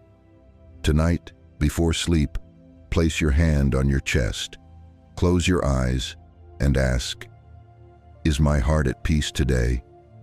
If worries remain, let the breath carry them away. If wounds linger, let compassion soothe them. Then whisper gently, "I do not need to fight life. I only need to stand firm within it." When you can say these words with full faith, you will feel a quiet strength arise, not loud, but enduring. When the mind is steady, we no longer fear loss or crave gain, nor are we swayed by others' words or actions. When the mind is steady, we understand that everything happens for a reason, and each event is part of the path to awakening. Life ceases to be a battle and becomes a lesson, one in which we are both the student and the observer, smiling gently as we realize, after all, it's all just wind. Tonight, Dharma in motion turns once more. From praise and blame, we have learned stillness. From storms, we have learned to be mountains, so that tomorrow, when you awaken, you may smile, gentle yet steadfast, knowing that when the mind is steady, nothing can make you fall. In everyday life, perhaps what exhausts us most is not work or other people, but our own reactions. A single word can wound us, a single action can anger us, a small matter can stir our hearts for days. And so we react, day after day, year after year, and then wonder why we never feel peace. The Buddha taught, "The wise do not react, they observe." Between those two is only one breath, yet the difference lasts a lifetime. Reaction is born of instinct, observation is born of wisdom. When we react, we are led by the world. When we observe, we lead ourselves. Those who follow the path are not emotionless. They simply know how to stand still and watch emotions without being swept away. Think of a time you were angry. Your breath was quick, your heart raced, your words rushed out. You wanted to respond immediately, to defend yourself, to prove you were right. But if, in that very moment, you had paused, taken a deep breath, and simply observed the feeling rising within, you would have noticed something. The anger, like a wave, rises, peaks, and fades. If we stand still, the wave dissolves on its own. But if we swim with it, we drown. The Buddha compared the mind to a lake. When stones are thrown in, the water ripples. But if we do not stir it further, it will become calm again. In the same way, when someone hurts us, if we do not react but simply observe, the pain will settle naturally. We do not need to run or force ourselves to forget. We only need to watch with awareness, like someone watching clouds drift across the sky. The clouds may be thick or dark, but the sky remains clear. Emotions may come and go, but the true nature of the mind is always pure. Those who have not yet understood the way often confuse reaction with action. They think that silence is weakness, that not responding is submission. But in truth, those who observe are not weak. They still act, yet their actions arise from clarity, not impulse. They do not let anger dictate their words, nor fear govern their choices, nor the past cloud the present. Every action they take is a firm step on the path of wisdom. Reaction is the habit of ignorance. Observation is the way of awakening. When we react, we live in the past. for reaction is born from memory, from old wounds. When we observe, we live in the present. We see things as they are, free from the chains of what was. That is why the awakened are always light. They are not always happy, but always at peace. They do not avoid storms, but they know how to stand still within them. Once, a man asked the Buddha, "Lord, why are you always serene, whether people insult or worship you?" The Buddha smiled, "Because I only observe, not react. When people insult, I see their suffering. When they worship, I see their misunderstanding. Both are to be pitied, none to be hated." That reply embodies the wisdom of enlightenment, to see life like a flowing river, knowing that some waters are muddy and some are clear, but never jumping in to stir them. In life we cannot control others, but we can control our reactions. That is the greatest freedom. When we stop reacting, we cease to be victims of circumstance. Others may say or do whatever they wish, yet we remain peaceful within. Then we are no longer led by life. We are the ones who gently lead life through us. Maintaining awareness is not easy, for human instinct is to react. But it can be trained day by day. When someone says something unpleasant, take a deep breath instead of replying immediately. When anger rises, simply note, "Ah, anger is here." When sadness appears, say, "Sadness has come." By naming the emotion, we step outside it. And once we step outside it, it no longer rules us. The Buddha taught, "Nothing can harm the one who observes their own mind." For when we observe, we see things as they are, not exaggerated, not distorted. Sadness is just sadness, not despair. Anger is just anger, not hatred. Worry is just worry, not suffering. Observation is the lamp that dispels the darkness of ignorance. The more we observe, the clearer the mind becomes. Someone once asked, "If I do not react, won't others look down on me?" The Buddha replied, "Those who need to prove themselves do not yet understand themselves. Those who understand need no proof. When we do not react, others may mistake it for weakness, but time will reveal the truth. Real strength is quiet. It lies in how long one can remain calm. In modern life, the practice of observing instead of reacting is the key to peace. At work, when someone makes a mistake, instead of anger, ask, "Can I help them understand better?" When a loved one says something hurtful, instead of sulking in silence, try to see that they too are burdened by their own worries. When we ourselves make mistakes, instead of self-blame, look upon our weakness with compassion. Observation brings wisdom. Reaction only brings pain. Evening is the best time to practice this. When the world grows quiet, sit still, follow your breath, and reflect on your day. How many times did you react today? What made you angry? Who made you sad? Look back, without judgment, without excuses. Just look. When you can observe without blaming, peace begins to arise. That is the dawn of wisdom. The Buddha taught, "One who is not pulled by emotion is truly free." Such freedom does not come from power or wealth, but from mastery over oneself. When blind reaction ceases, fear vanishes, and the world loses its control over us. We can sit in the marketplace with the stillness of meditation. We can speak amidst noise and remain serene. That is the highest freedom, the freedom of the mind. Tonight, before you close your eyes, whisper softly within, "I will observe, not react." Then breathe in and out slowly, feeling the rhythm of life in your breath. Everything comes and goes. Only peace remains. With daily practice, you will one day realize peace was never far away. It has always been here, waiting where you pause and observe.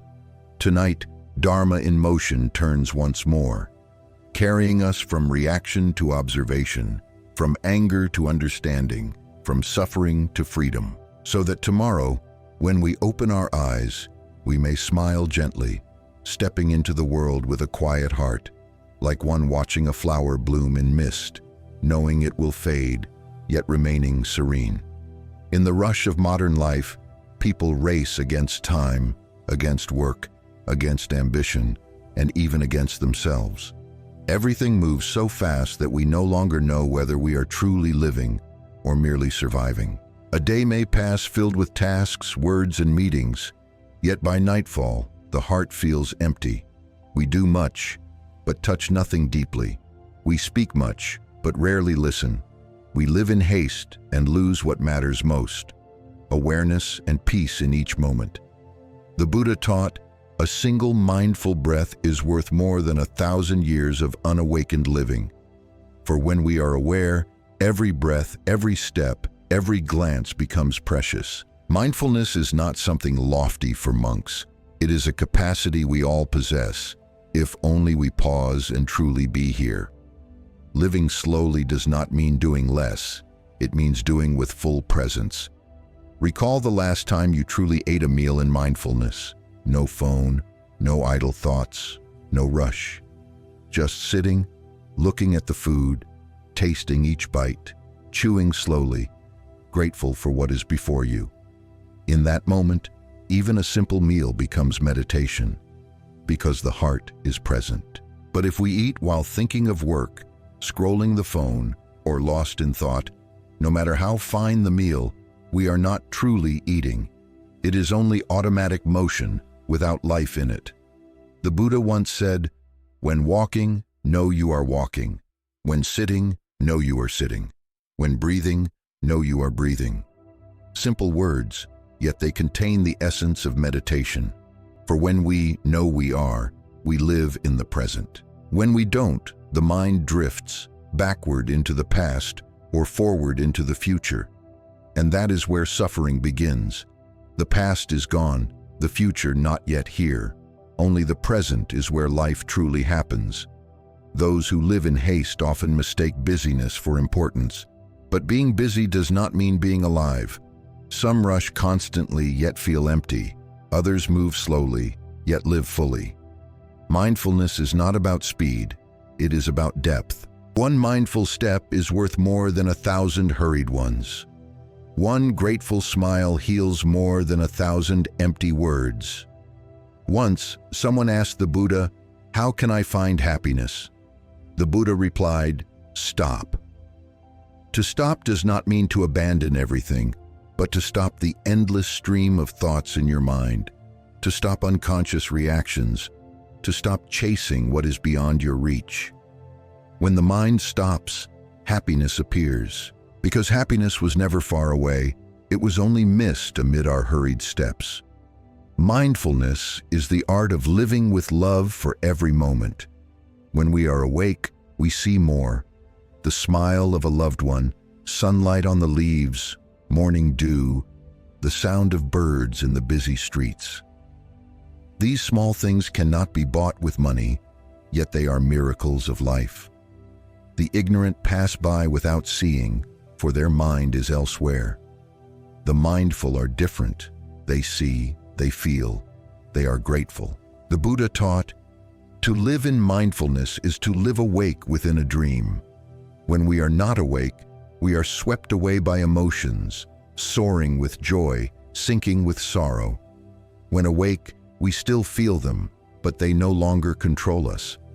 We know joy comes, we know sorrow goes, and we smile as we watch.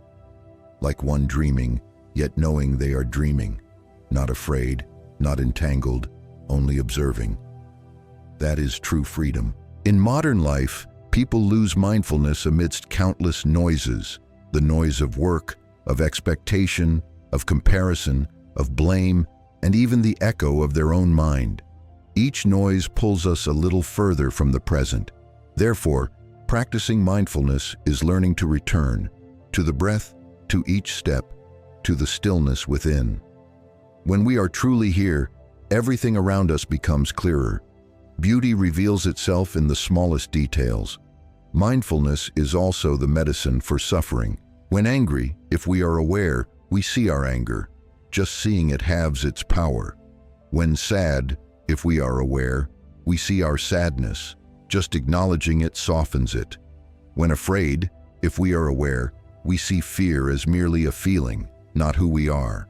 Mindfulness does not erase suffering, but makes it transparent, allowing us to see its roots and no longer be controlled by it. The mindful person does not escape life, but lives deeply within it. They still work, love, and care for their family, but they are present in everything they do. They do not act unconsciously, love out of fear, or live in calculation. They know when to rest, when to be silent, when to listen, and when to smile even when life doesn't go their way. Mindfulness does not make us different from others, but makes us ourselves, whole, clear, and complete. Someone asked, "How can I practice mindfulness when work is too busy?" The Buddha said, "Do not add time for meditation. Make your time itself a meditation. When washing dishes, know you are washing dishes. When driving, know you are driving. When speaking, know you are speaking. When listening, know you are listening." That is meditation in action. Simply being fully present makes life itself a meditation. Tonight before sleep, try something simple. Sit quietly for a few minutes. No phone, no music, no thoughts. Just breathe in and out, aware of your breath. Feel your body relaxing, your mind softening. Then gently say, "I am here." That simple phrase is the key that opens the door to deeper living. Because when you are truly here, you no longer fear the future or regret the past. You only have the present, complete and peaceful. The Buddha taught, the present moment is the most precious gift. Those who live in the present live truly, for the present is the only place where we can love, forgive, and change. The past is closed, the future unopened. Only this moment is real. When we are mindful, even the smallest things become sacred. Drinking water feels refreshing. Breathing feels joyful. Seeing a loved one fills us with gratitude. Tonight, Dharma in motion turns once more, bringing us from unconsciousness to awareness, from haste to stillness, from forgetfulness back to presence, so that tomorrow when we open our eyes, we may see life with new eyes. Not because life has changed, but because we have. We have learned to live slowly, to see deeply, to live mindfully, to find peace. In today's noisy world, people speak more than ever, but listen less than ever. Everyone wants to be heard, but few truly know how to listen. And the saddest thing is, we can listen to hundreds of people, yet fail to hear ourselves. We know what others think, want, and need, but not what our own heart is saying. And because we cannot hear our inner voice, we lose the peace that was always within. The Buddha taught, when you listen to yourself, you are listening to the voice of your true heart. The true heart is the deepest, stillest part within each person, untouched by fame, greed, fear, or expectation. It is like a calm lake deep in the forest, the water so clear it reflects the sky. But if that lake is stirred by desire, anger, and ignorance, the reflection distorts, and we can no longer see ourselves. Listening to yourself is learning to return to that lake, to pause amid the chaos of life and ask, what do I truly want? Where am I going? Is my heart at peace? The answers are not outside, but within, in the silence between two breaths. Yet we are too busy, too loud, too afraid to ever be still enough to hear them. Some live their whole lives chasing the voices of others, praise, blame, expectation, judgment, without ever hearing their own. They live for how others see them, not for how they feel. They smile to please, cry in silence to avoid judgment. Over time, they become a version of themselves they no longer recognize. And when exhaustion comes, they finally ask, who am I? The Buddha taught, to know others is wisdom, to know yourself is enlightenment. The wise understand the world, but the enlightened understand themselves. Understanding others helps us live in harmony with the world. Understanding ourselves helps us live in harmony with our heart. When we know ourselves, the world no longer controls us. We see our limits, understand our impulses, recognize our shadows, yet still smile in acceptance. Listening to yourself does not mean only hearing what is pleasant. In silence, you may hear pain, old wounds, regrets, fears yet unnamed, but only when we face them can we truly heal. Avoiding them only hides them, it never dissolves them. The Buddha taught, suffering is not to escape, but to understand. When we understand our suffering, it ceases to be an enemy and becomes a teacher. In daily life, give yourself brief moments of silence, just a few minutes. No music, no phone, no conversation. Just sit still, breathe in, breathe out, and listen to what your heart is saying. At first you may hear many echoes, worries, regrets, anger, fear. But if you patiently stay with your breath, those sounds will fade, and then you will hear something deeper, the voice of truth, of love, of the stillness that has always lived within you. Those who cannot listen to themselves are easily swayed by life. They do work they do not love, live a life they do not want, and slowly lose the joy of living. In contrast, those who know how to listen live with direction. They know what nourishes them and what harms them. They know when to stop and when to move on. They need few words of advice, for within them already lives a teacher, mindfulness itself. Once, someone asked the Buddha, "How can I hear my inner voice?" The Buddha smiled. "Sit still until your mind no longer desires anything." When the mind stops wanting, stops comparing, stops craving, we can finally hear the true voice within. For that voice has always been there, merely hidden beneath the noise. In this era, people fear silence. Just a few minutes without sound, and they rush to play music, open their phones, or find something to fill the space. But silence is not frightening. Silence is the gateway to the inner self. In silence, we see ourselves clearly. Just as when the water of a lake is still, we can see the bottom. When the mind is still, we can see the source. Listening to oneself is also the key to listening deeply to others. When we truly hear our own hearts, we realize that everyone carries their own pain, unspoken truths, and unhealed wounds. With that understanding, we stop judging, stop trying to win, and simply wish to understand. Those who listen to themselves are those who know compassion, not only for themselves, but for others as well. The Buddha taught, "Within the body there is the mind, within the mind there is the Buddha." When we return to the mind, we return to the Buddha. For the Buddha is not far away, not in lofty temples or grand statues, but within the breath, within each mindful moment, within every time we truly listen. When we hear our heart, we also hear the Buddha's teaching, soft as the wind, yet bright enough to illuminate a lifetime. Tonight, before sleeping, try sitting quietly for a few minutes. Place your hand on your chest, close your eyes, and listen. Do not force your mind to be still or peaceful. Just listen. Listen to your heartbeat, your breath, and what your mind is saying. It may be sad, tired, or afraid. Smile and say to it, "I am here." Just that one sentence is enough for the heart to know it is heard and loved. And from there, peace begins to grow. When we listen deeply, we will realize, beneath every fear lies a desire to be loved. Beneath every anger lies an unseen wound. Beneath every sorrow lies a longing to be understood. When we see this truth, the heart softens naturally. We no longer need to force forgiveness.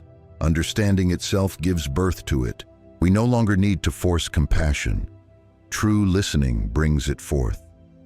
Tonight, Dharma in motion turns once more, carrying us beyond the noise of the world back to the voice within, so that tomorrow, when we open our eyes, we can smile, for we have finally heard ourselves. And when we hear ourselves, we no longer lose our way. Perhaps in life, everyone has a past, sometimes beautiful, sometimes painful. There are memories that make us smile each time we recall them, but also moments that make the heart tighten just by remembering. We carry our past everywhere, in our words, our eyes, our daily choices, as if it were inseparable from who we are.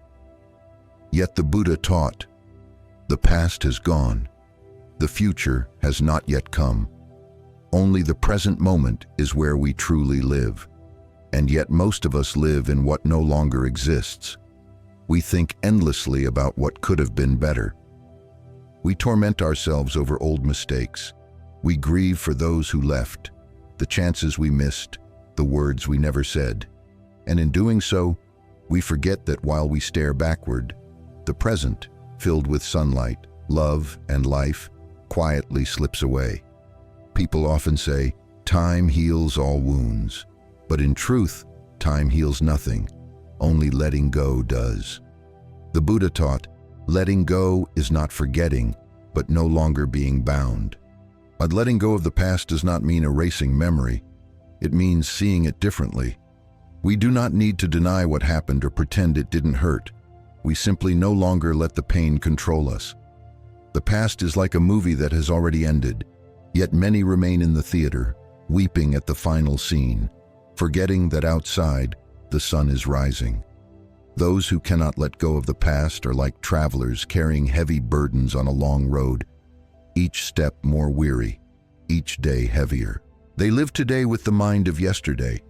They love someone new but still see through the shadow of the old.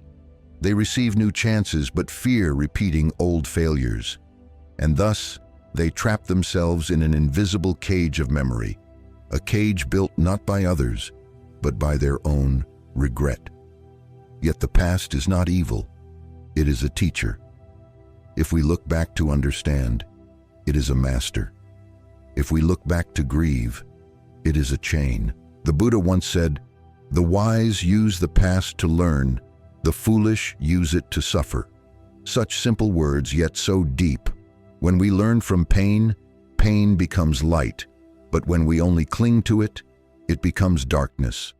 Once, a man came to the Buddha in tears and said, "Lord, I have hurt the one I love most. Now I am full of regret. How can I forget?" The Buddha asked, "Can you make a river flow backward?" The man replied, "No, Lord." The Buddha smiled. "Then do not try to make the past return. Let it flow.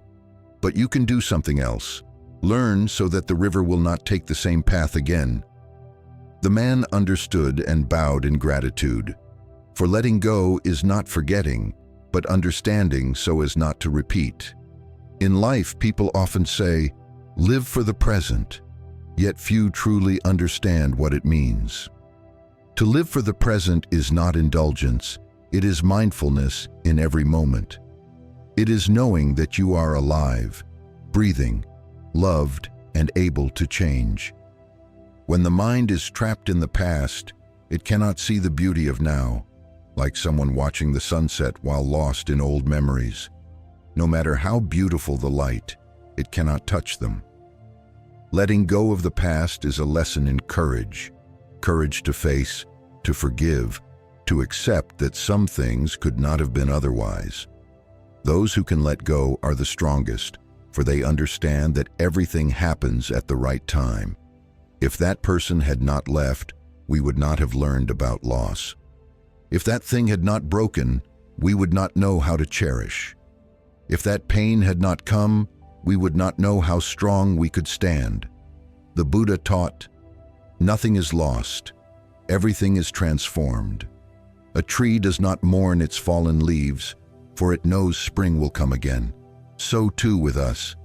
If we can let go, we will see that everything that leaves makes way for what is to come. One door closes not to end the path, but to reveal another. But if we keep standing before the old door, how will we ever see the new way?" In modern life, letting go of the past is an art of living. Amid tangled relationships, lingering memories, and old mistakes, only by letting go can we truly live lightly. Those who can let go are not cold-hearted, but wise enough to know that holding on often causes more pain. They do not try to forget, but learn how not to cling. When the mind is free of attachment, the heart becomes free. Tonight, sit quietly, close your eyes, and think of what troubles you most. It may be someone from the past, words left unsaid, or something you once did wrong. Take a deep breath, and as you exhale, imagine setting it all down. Then softly say, "Thank you for helping me grow." That is the act of letting go. No resentment, no regret, no forgetting, only gratitude. When you can say that with sincerity, you have already stepped out of the past. Letting go of the past opens the heart to the present. For when the heart is empty, new things can enter. When the hands are released, they can receive again. The present is a gift, only for those who know how to open their hearts. And only when we stop looking back can we see that the road ahead is still full of light. The Buddha taught, "Each day we live is an opportunity to begin again." We need not wait for a new year, a new month, or a new life. Right now, in this very moment, we can start anew with a breath, a smile, or a look of understanding. The present is not merely a passing instant. It is the meeting point of past and future, where we have the power to choose to live differently. Tonight, Dharma in motion turns once more, guiding us through old memories and unfinished feelings, to remind us that everything passes, and only the heart that lets go is truly free. When dawn comes, we will feel light, for the past has gone to sleep, and we are truly alive. In life, who has not been hurt? Some hurt us with words, some with actions, some with silence that shatters trust. Each wound, if left unhealed, remains like a stone in the heart. The longer we carry it, the heavier we grow. Many do not realize they suffer not because of what others did, but because they cannot let go of what has been. The Buddha taught, "Hatred never ceases by hatred, only by compassion does it cease." For when we are angry, it is as if we hold burning coals to throw at another, but our own hand burns first. The more we feed anger, the more its fire consumes our peace and kindness. Forgiveness is not forgetting, it is releasing. It is telling ourselves, "I no longer wish to suffer." Some think forgiveness is weakness. In truth, forgiveness is the strength of the wise. Only those who understand the nature of suffering can release anger. When we look deeply, we see that those who hurt us also suffer. Lacking wisdom and awareness, they act in ignorance. If they were truly at peace, they would not cause pain. To be angry with them is like being angry at the sick, instead of having compassion for those still lost in darkness. The Buddha taught, "Be grateful even to those who harm you, for they are the ones who help you learn patience and compassion." It may sound difficult, but when understood deeply, it is true. Without those who hurt us, we would not see how much attachment remains in our hearts. Without those who cause pain, we would not know the strength of forgiveness. Everyone who enters our life has a purpose. Those who love teach us love, those who hate teach us understanding, and those who betray teach us release. All are teachers. Anger is powerful, but dangerous. It can make us say what we don't mean, do what we don't intend. It clouds reason and drives impulsive actions that we later regret. Those who cannot master anger are slaves to emotion. Those who can observe anger are free.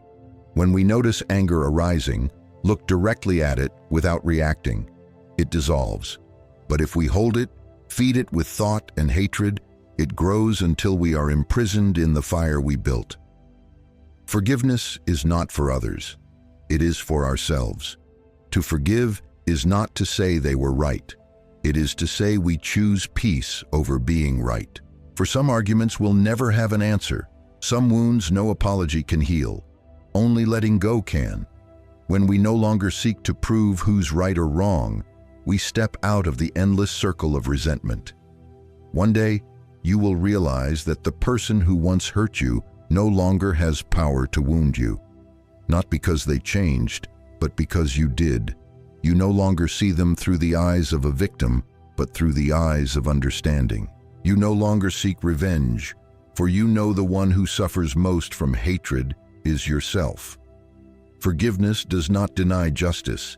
It restores your heart to the light of wisdom. There is an old story. A man carried a heavy sack of rice along a long road. Each time someone angered him, he added another handful to the sack. By the end, it grew so heavy he could not walk. When asked why he didn't set it down, he said, "Because they hurt me." The monk smiled and said, "They hurt you once, but you have hurt yourself 100 times more. You carry that sack not because they made you, but because you refused to let it go." The man understood and bowed in gratitude. In life, everyone gets hurt at some point, but the truly happy person is the one who can turn wounds into lotus flowers. When we learn to forgive, suffering is no longer a cut, but becomes the soil from which compassion grows. Like mud, if we despise it, we only see filth, but if we understand it, we see the lotus blooming from it. Forgiveness is the same. Without suffering, there is no understanding. Without understanding, there can be no love. The wise do not hold anger for long. They may feel sad or hurt, but afterward they choose to release it. For they understand that all things are impermanent. People come and go, events happen and pass, emotions rise and fall. Holding on to anger only traps us in the shadows of yesterday. And life is too short to keep carrying what no longer matters. Tonight, think of someone who once caused you pain. Do not force yourself to forget or to love. Simply look at them in your heart and say, "I understand." Understand that they too have suffered. Understand that they acted from ignorance. Understand that they did not have enough wisdom to act differently. When we understand, anger dissolves. And when anger dissolves, the heart opens and peace enters.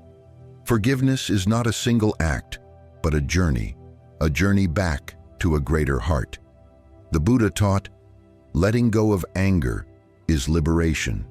When the mind no longer holds resentment, the sky and earth feel wider. Everything becomes lighter. The world is the same, people are the same, but our heart is different. Each breath becomes deeper, each step gentler. For forgiveness is how we unlock the prison we built for ourselves. And when we step out, we realize freedom was never far away. It begins the moment we can say, "I forgive."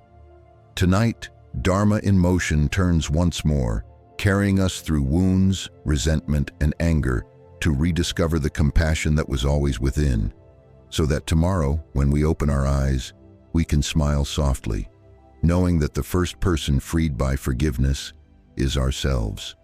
In life, people are often caught in endless battles of winning and losing, competing in words, in work, in love, even in ways of living.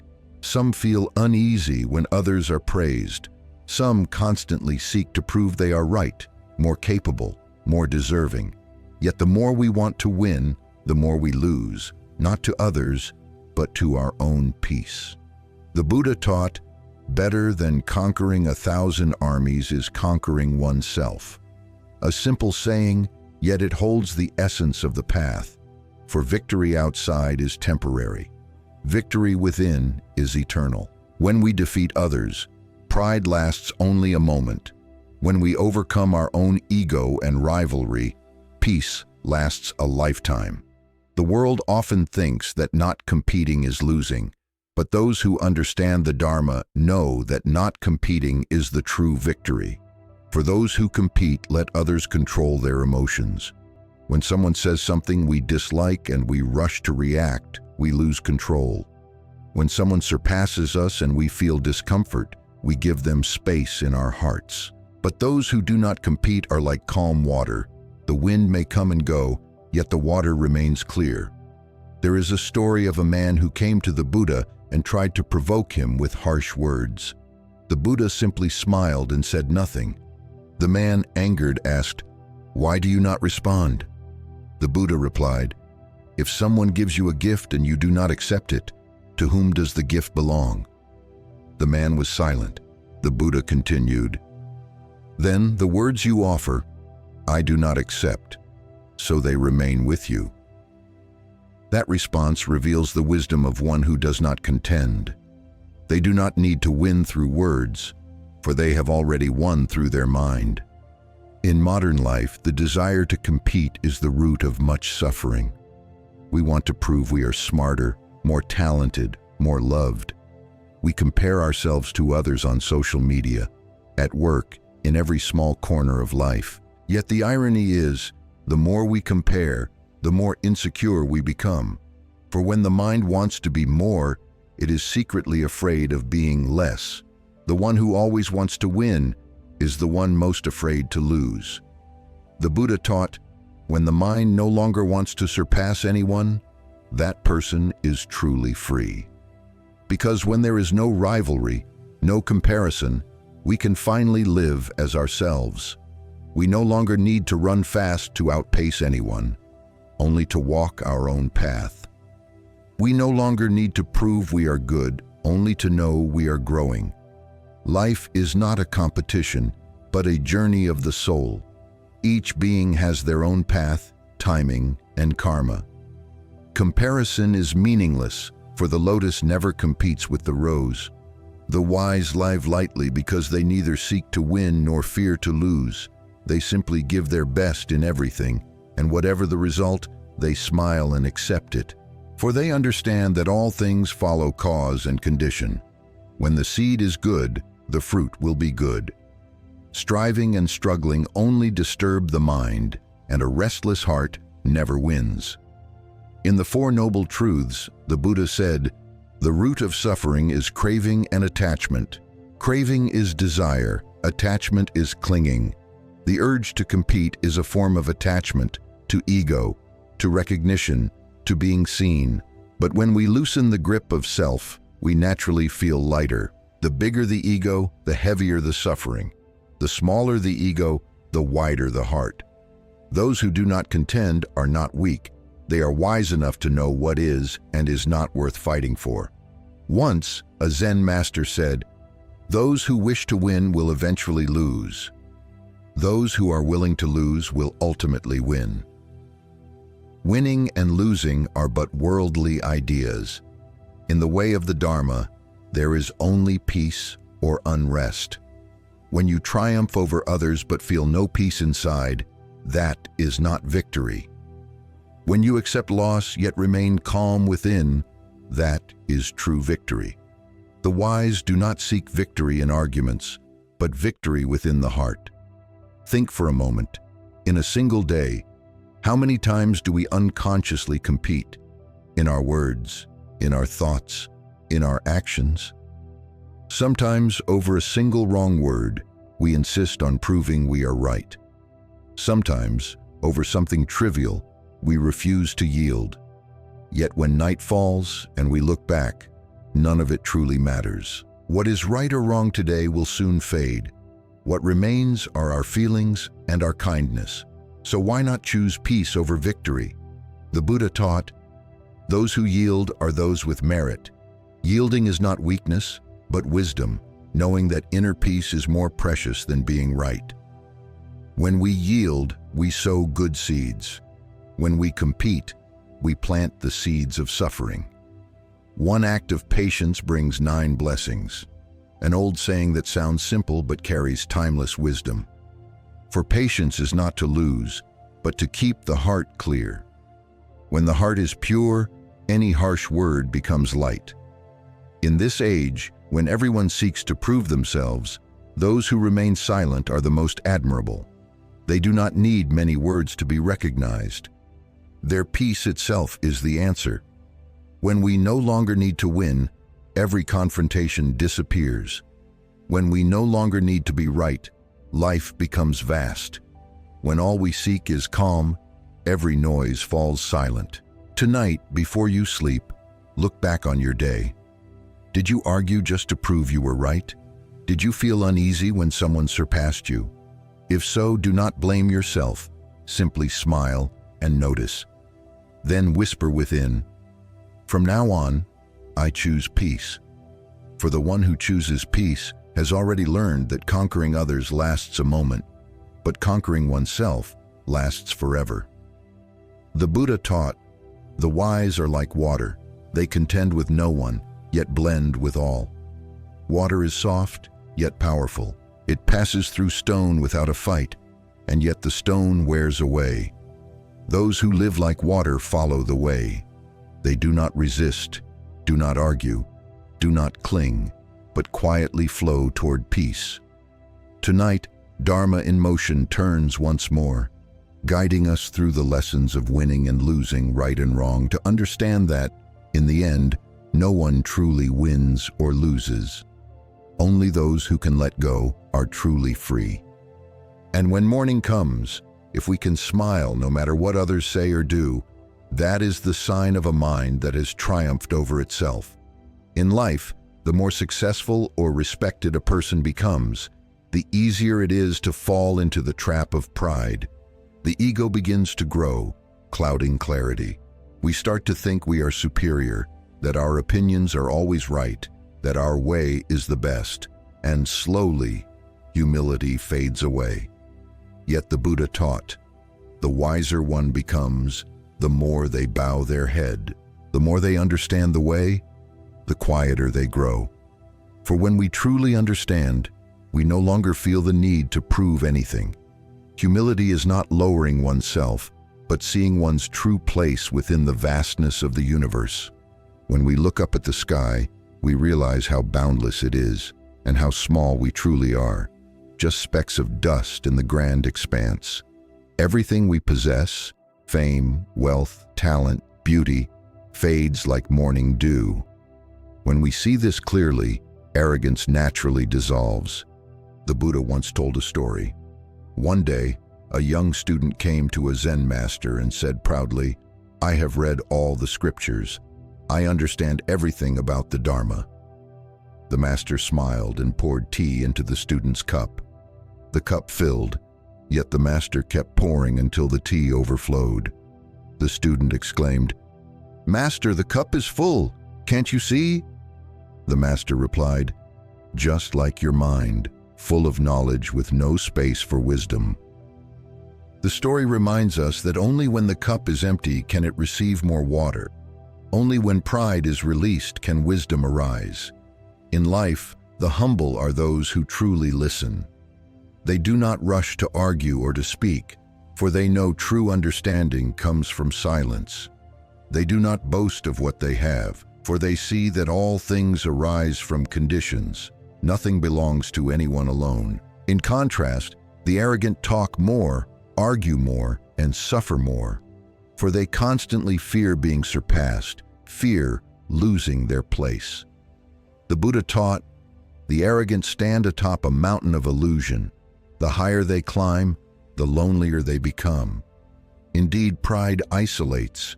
When we see ourselves as above others, we lose the ability to learn and to love. The arrogant cannot learn, for they believe they already know. They cannot love deeply, for their heart sees only I, not others. The humble are not ignorant. They simply know too much to believe they know all. The more they learn, the more they realize how much remains unknown. The farther they walk, the wider the path appears. The humble do not compare themselves to others, only to who they were yesterday. They do not boast, yet those who meet them feel peace, for they do not judge, do not impose, and do not need to shine to prove their worth. There is a beautiful saying, "The lotus spreads its fragrance without boasting. The sun shines without speaking." Those who walk the path of the Dharma are the same. The more they shine, the quieter they become. The greater their virtue, the simpler their heart. Their power lies not in their words, but in the compassion that radiates through every action. The Buddha taught, the more fruit a tree bears, the lower its branches bend. Those with true virtue always know how to bow. They understand that no one is greater or lesser. only at different stages of awakening. Today we may be more mindful, but tomorrow we may lose our way again. Thus, they judge no one and look down on no one. They know that within every person, whether kind or cruel, lies a seed of goodness. Just as within mud lies the lotus, within suffering lies wisdom, and within the ordinary lies the Buddha. In today's world, humility is rare. People are taught to shine, to stand out, to prove their worth, but without care, that light easily becomes a flame that burns the self. The truly wise do not fear being unseen, for they know that true light never fades, even when no one is watching. Humility is also the foundation of learning. A mind full of pride cannot receive. Only when we know we are not complete do we open our hearts to deeper understanding. And the more we understand, the softer our hearts become, more compassionate, more forgiving. Then we no longer see the world through judgment, but through the eyes of understanding and love. Someone once asked the Buddha, "Why are humble people loved by all?" The Buddha replied, "Because they bring no suffering to anyone. The humble make no one feel small, make no one feel lesser. They make others feel respected, safe, and heard. Wherever they go, they bring ease. The arrogant, no matter how talented, create distance, for their energy comes from ego, not from compassion. Humility is the expression of wisdom, while arrogance is the mark of ignorance. The arrogant cannot see the impermanent nature of all things. They believe everything is mine, my fame, my beauty, my intelligence. Yet the Buddha taught, whatever is born will perish. What we have today may be gone tomorrow. Only virtue and compassion endure. Those who understand this no longer need to stand above others, for they know everything is temporary. Tonight, take a moment to reflect on yourself. Have you ever felt superior to someone, spoken words that hurt another, or taken too much pride in what you possess? If so, do not blame yourself. Simply smile in awareness and say, "I will learn to bow." For bowing does not make us smaller. It allows us to see farther. When the mind is humble, wisdom opens. When the heart is still, the way reveals itself. The Buddha taught, when you bow your head, you draw near to the earth, and the earth is where all seeds grow. The humble are like the earth, stepped on by all, yet never angry. Whatever is planted, it nurtures. The earth does not speak, yet it sustains all life. Likewise, the humble do not boast, yet they make the world more beautiful simply by their presence. Tonight, Dharma in motion turns once more, guiding us through the lessons of pride and humility, so that tomorrow, when we look at someone, we may smile gently and think, "I am not above anyone, nor below anyone. I am simply learning to be a better human." When we realize this, our hearts find peace, for we have learned to bow without losing our light.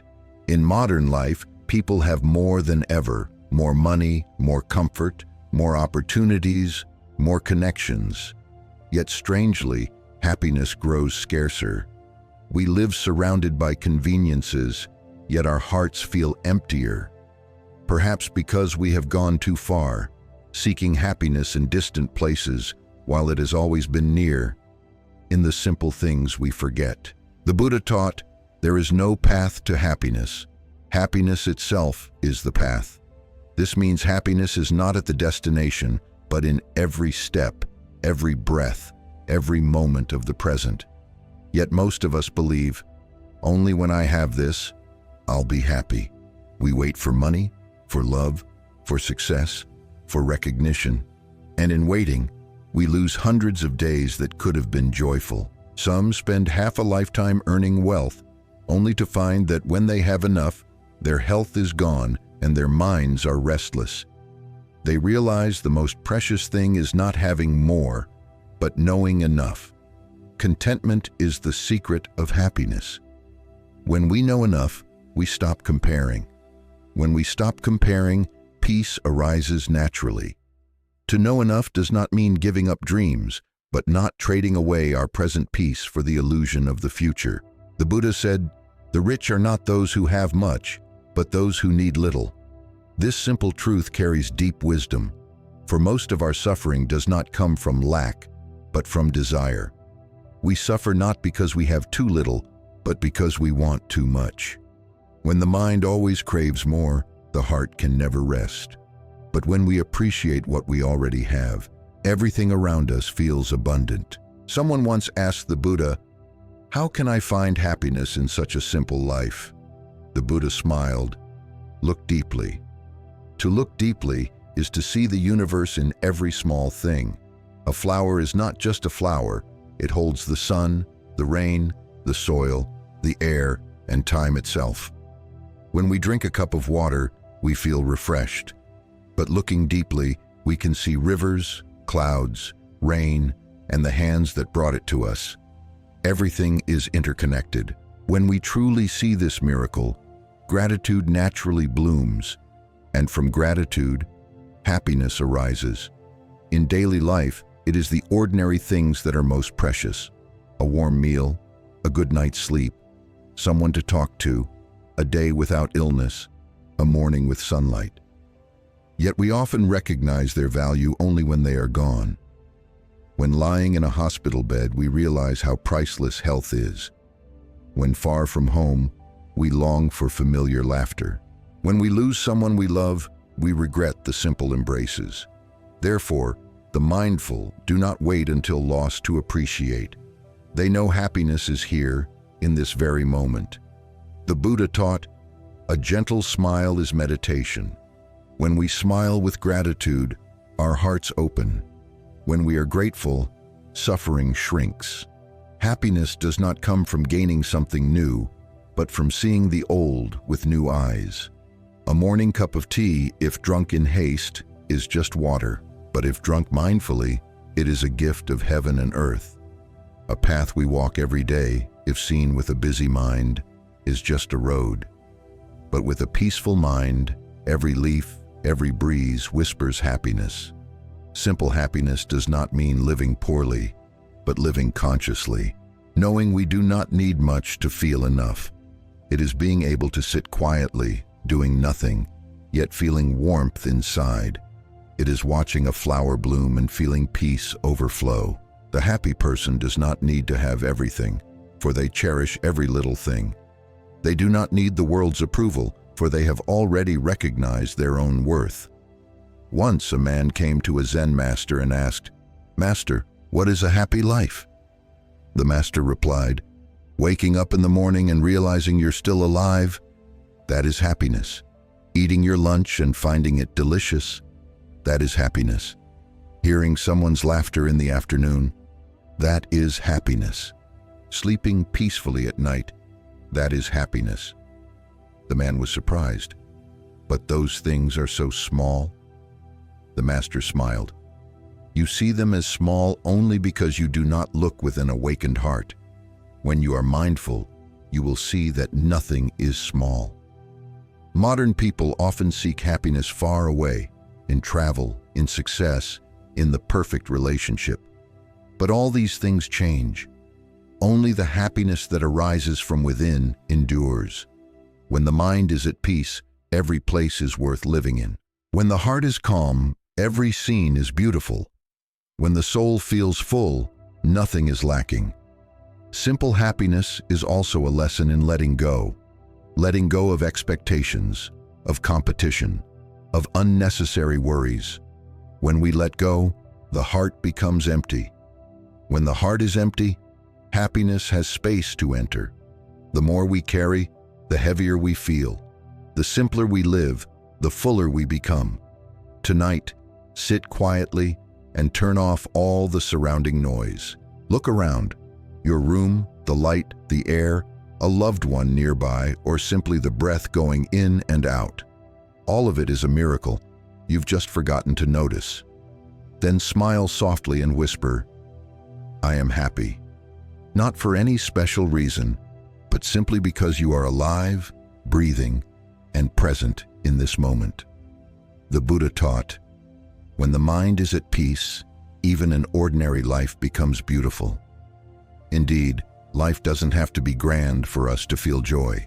Sometimes, a single quiet moment, a genuine smile, or an afternoon watching clouds drift by is happiness enough for an entire day. Those who live simply are truly blessed, for they find joy in what others overlook.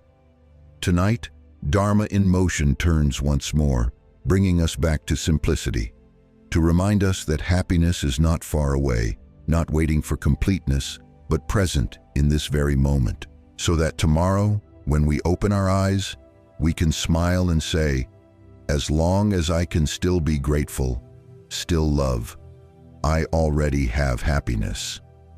In life, there are those who are wealthy and successful yet feel empty, and there are those who have little but always smile, even when life is not easy. The difference is not in circumstance, but in gratitude. Those with grateful hearts find good in everything, while those without gratitude feel lacking, no matter how much they have. The Buddha taught, a grateful heart is the foundation of all blessings. When we are grateful, the heart softens. We no longer demand, compare, or blame. Gratitude is the light that dissolves the darkness of discontent. When gratitude is present, greed disappears, envy fades, and anger melts away. In the moment of gratitude, we see that we already have enough, and in that enoughness, peace arises. The Buddha once said, "Be grateful for every breath you still take." Each morning we wake up and can still breathe, still see the light, still live. That is already a miracle. Yet we often forget. We take life for granted until loss reminds us. When we are sick, we realize how precious health is. When we lose loved ones, we understand how warm their presence was. When storms pass, we finally see how beautiful peace can be. The grateful do not wait for big things to give thanks. They thank even the smallest, the rain that cools the earth, the sun that nourishes plants, a smile, a kind word, a simple meal, a gentle hand. They even thank hardship, for it helps them grow. They thank those who hurt them, for through them they learn forgiveness. They thank loss, for it reveals what truly matters. The Buddha taught, the grateful live in a pure land even while in the human world, for gratitude keeps us connected to goodness. When we are thankful, we live with compassion. When we live with compassion, peace follows naturally. But when we only see what we lack, our hearts fill with dissatisfaction, a slow-burning fire that consumes joy. The ungrateful see life as unfair. The grateful see life as grace. There is a story of a man born blind. One day, someone asked, "Do you feel sad that you cannot see the light?" He smiled and replied, "How could I be sad when I can still hear the birds, feel the wind, and know that someone is talking to me?" The questioner fell silent, for between the blind and the sighted, who truly sees clearer? The blind man could not see with his eyes, but he saw with his heart. The sighted often live blind within, blind to what they already have. Gratitude is not just words, it is a way of living. When we are grateful to our parents, we live in a way that brings them peace. When we are grateful to the earth and sky, we live so as not to harm them. When we are grateful to life, we live to spread goodness. Gratitude is not merely a feeling, but an action, expressed through how we treat others, things, and ourselves. Once, a disciple asked the Buddha, "World-honored one, what should I practice to find peace of mind?" The Buddha replied, "Practice gratitude." When the disciple asked, "Gratitude toward whom?" The Buddha smiled, "Toward all. Be grateful to those who help you and to those who bring you pain. Be grateful to the food that nourishes your body and to the Dharma that nourishes your soul. Be grateful to the earth that carries you and the sky that lets you breathe. For when your heart is grateful, there is no room left for suffering. The grateful do not fear loss because they always see what remains: time, breath, the chance to love, someone to speak kindly to. The ungrateful always feel lacking. No matter how much they have, it's never enough. They run endlessly in the circle of wanting and grow weary. But the grateful, with just a little, feel full. They do not live in scarcity, but in the abundance of a peaceful heart. Gratitude, too, is a form of practice. When we cultivate thankfulness each day, the mind gradually becomes purified. Every morning upon waking, say, "Thank you for another day of life." Every time you eat, remember, "Thank you for this food. So many have worked for me to have this meal." Every time you feel sadness, whisper, "Thank you, for sorrow helps me understand life more deeply." Practiced this way, gratitude becomes a nourishing energy that sustains us daily. Tonight, try sitting quietly for a few moments. Close your eyes and think of the things you are grateful for: your parents, your partner, your children, your teachers, your friends. It may also be the sound of rain, the breath you take, or the smile of someone you met today. Let your heart fill with that feeling. There's no need to speak, only to feel. When you feel it fully, the heart naturally opens. When the heart opens, peace flows in like cool water. The Buddha taught, gratitude is the foundation of compassion. When we are grateful, we love more, forgive more, endure more. We no longer crave, compete, or cling, for we understand that everyone walks their own path. We only wish to live in a way worthy of what we've received, and that itself is the way. Life, even with its storms, is a gift. Every person, even those who have hurt us, is part of our journey of growth. Every hardship, no matter how harsh, is a chance to train the heart and learn how to love. When we look at everything with gratitude, we realize that nothing is meaningless. Everything is a connection, and each connection, whether joyful or painful, is worthy of thanks. Tonight, Dharma in motion turns once more, carrying us through the lessons of gratitude and contentment to remind us that happiness was never lost. We only forgot to see with grateful eyes, so that tomorrow, when we open our eyes, we may smile softly and whisper, "Thank you, life. Thank you for letting me live, love, and learn to be human." If there is one law that governs the entire universe, it is the law of impermanence. Everything changes with each passing moment. A leaf that was green now fades. A flower that bloomed now withers. A smile that shone now softens. And humans, whether powerful or ordinary, will all pass away. Yet we live as though everything will remain the same. We cling, we fear loss, we resist change, and suffering begins there. The Buddha taught, all conditioned phenomena are impermanent. When you see this clearly, you let go. But most of us understand impermanence only with the mind, not yet with the heart. We know that life changes, yet when change comes, we are still shocked, still hurt, still asking, why me? We forget that impermanence is not an enemy, it is the very nature of life.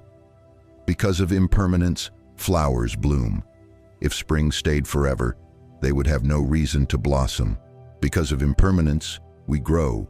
Without change, we would remain the same as yesterday's child.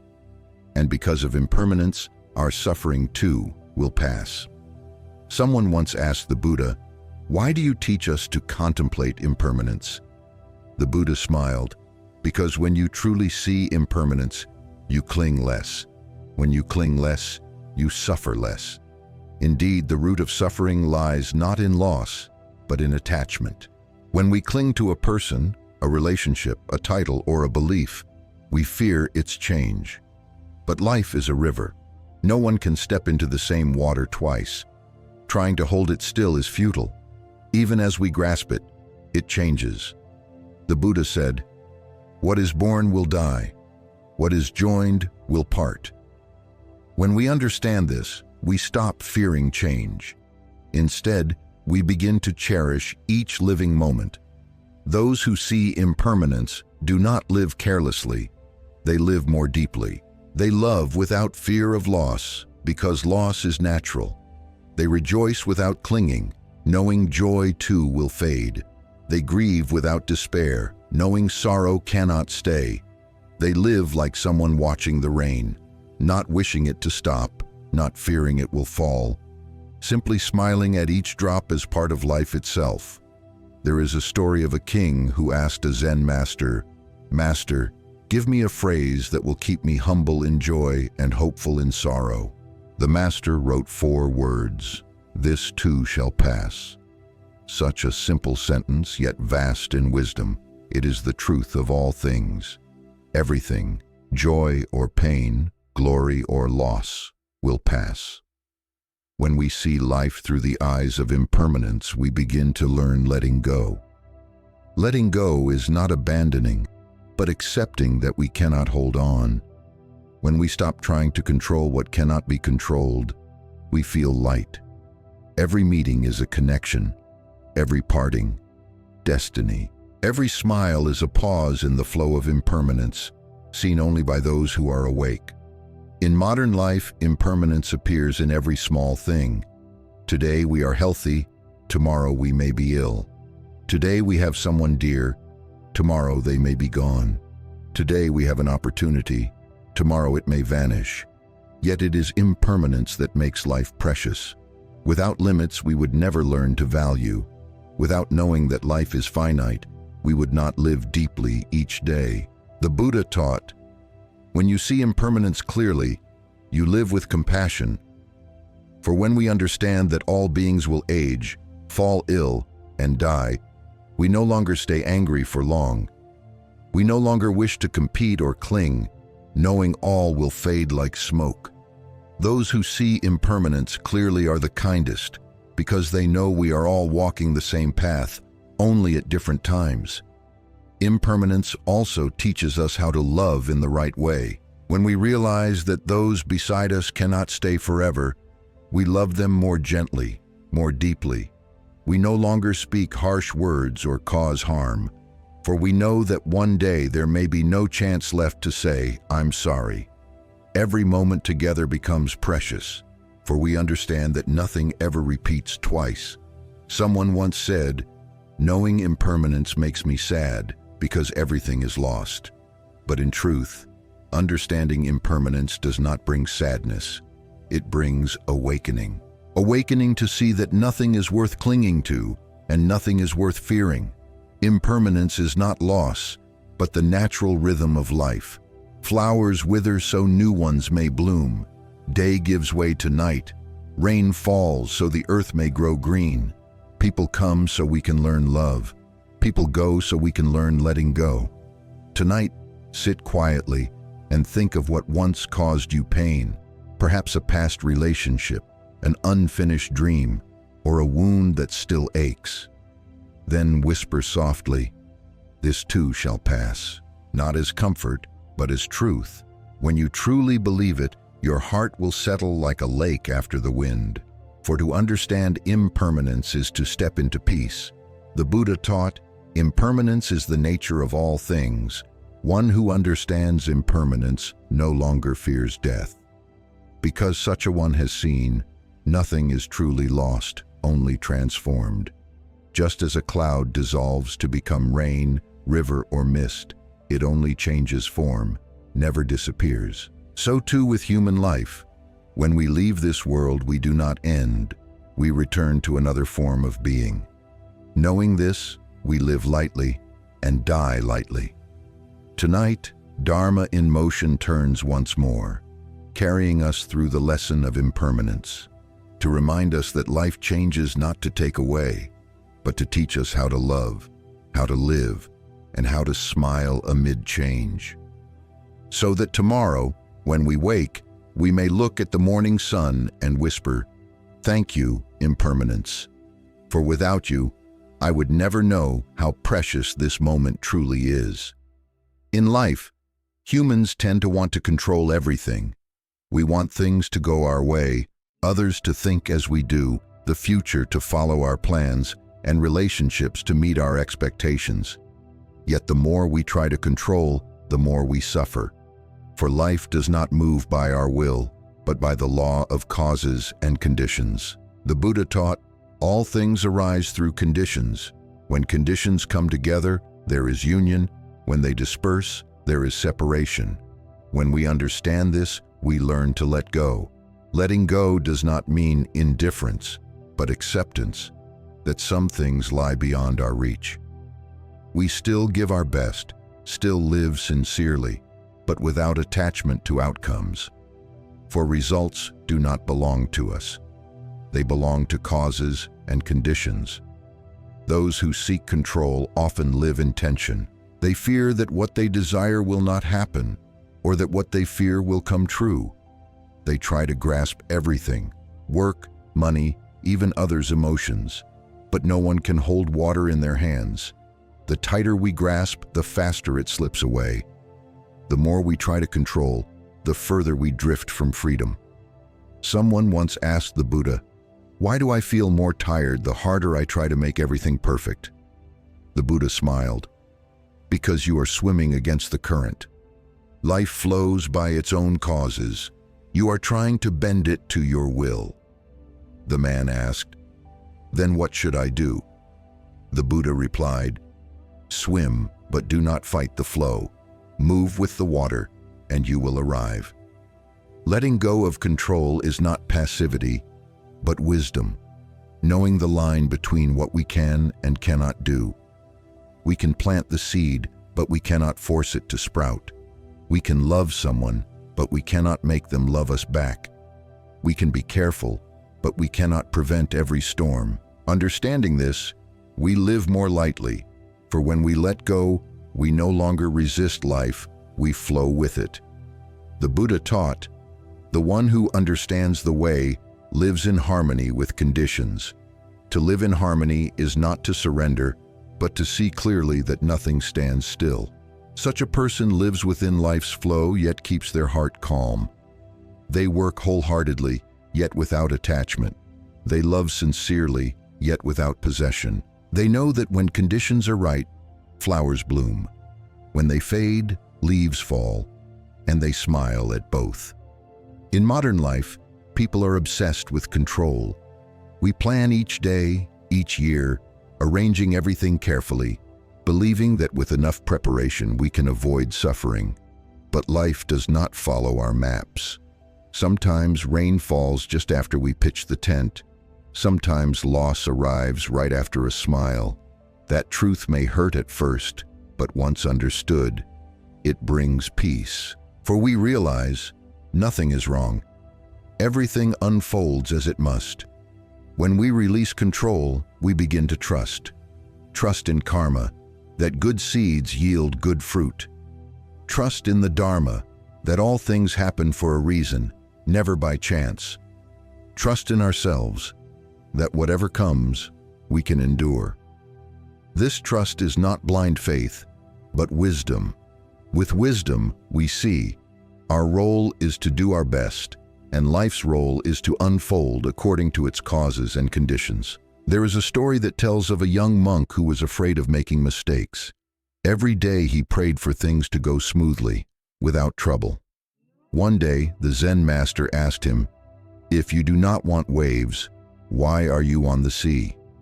The young monk fell silent. The master continued, "Life is the ocean, and you are the sailor. The waves are not your enemy. They are part of the journey. Learn to row amidst the waves, not wish for a calm sea." Likewise, those who let go of control do not fear the waves. They understand that there will be clear skies and there will be storms, yet their hearts remain calm. Because they know they cannot control the waves, but they can control their oar. They cannot change the wind, but they can adjust the sail. Once we understand this, we no longer fear life, for we have learned to move with it. Letting go of control is also letting go of the self. Only when the ego is too large do we demand that everything follow our will. When the ego softens, acceptance becomes easier. We no longer think, "It must be this way to be right," or "It must be that way to be happy." We realize that everyone has their own path, Every event its own cause. What comes, we welcome. What goes, we smile. The Buddha taught, one who knows how to let go is truly free. Freedom is not the absence of attachment, but being attached without suffering. Some live in luxury yet suffer, for they fear loss. Some live with little yet rejoice, for they do not cling. Freedom is when happiness no longer depends on things going your way. It is when you can say, having is fine, losing is fine. Tonight, reflect on what makes you anxious. How many of those things are truly within your control? How many are you holding simply out of fear of letting go? Then whisper softly within, I will give my best, but I will no longer try to control. When you release, you'll feel life soften, lighten. For suffering never came from life itself. It came from our resistance to it. The Buddha said, adapt to conditions, yet remain unchanged in essence. Stay steady, yet flow with change. It means living with flexibility amid change while keeping the heart anchored in the Dharma. When the mind is calm, there is no need to control anyone, nor fear being controlled.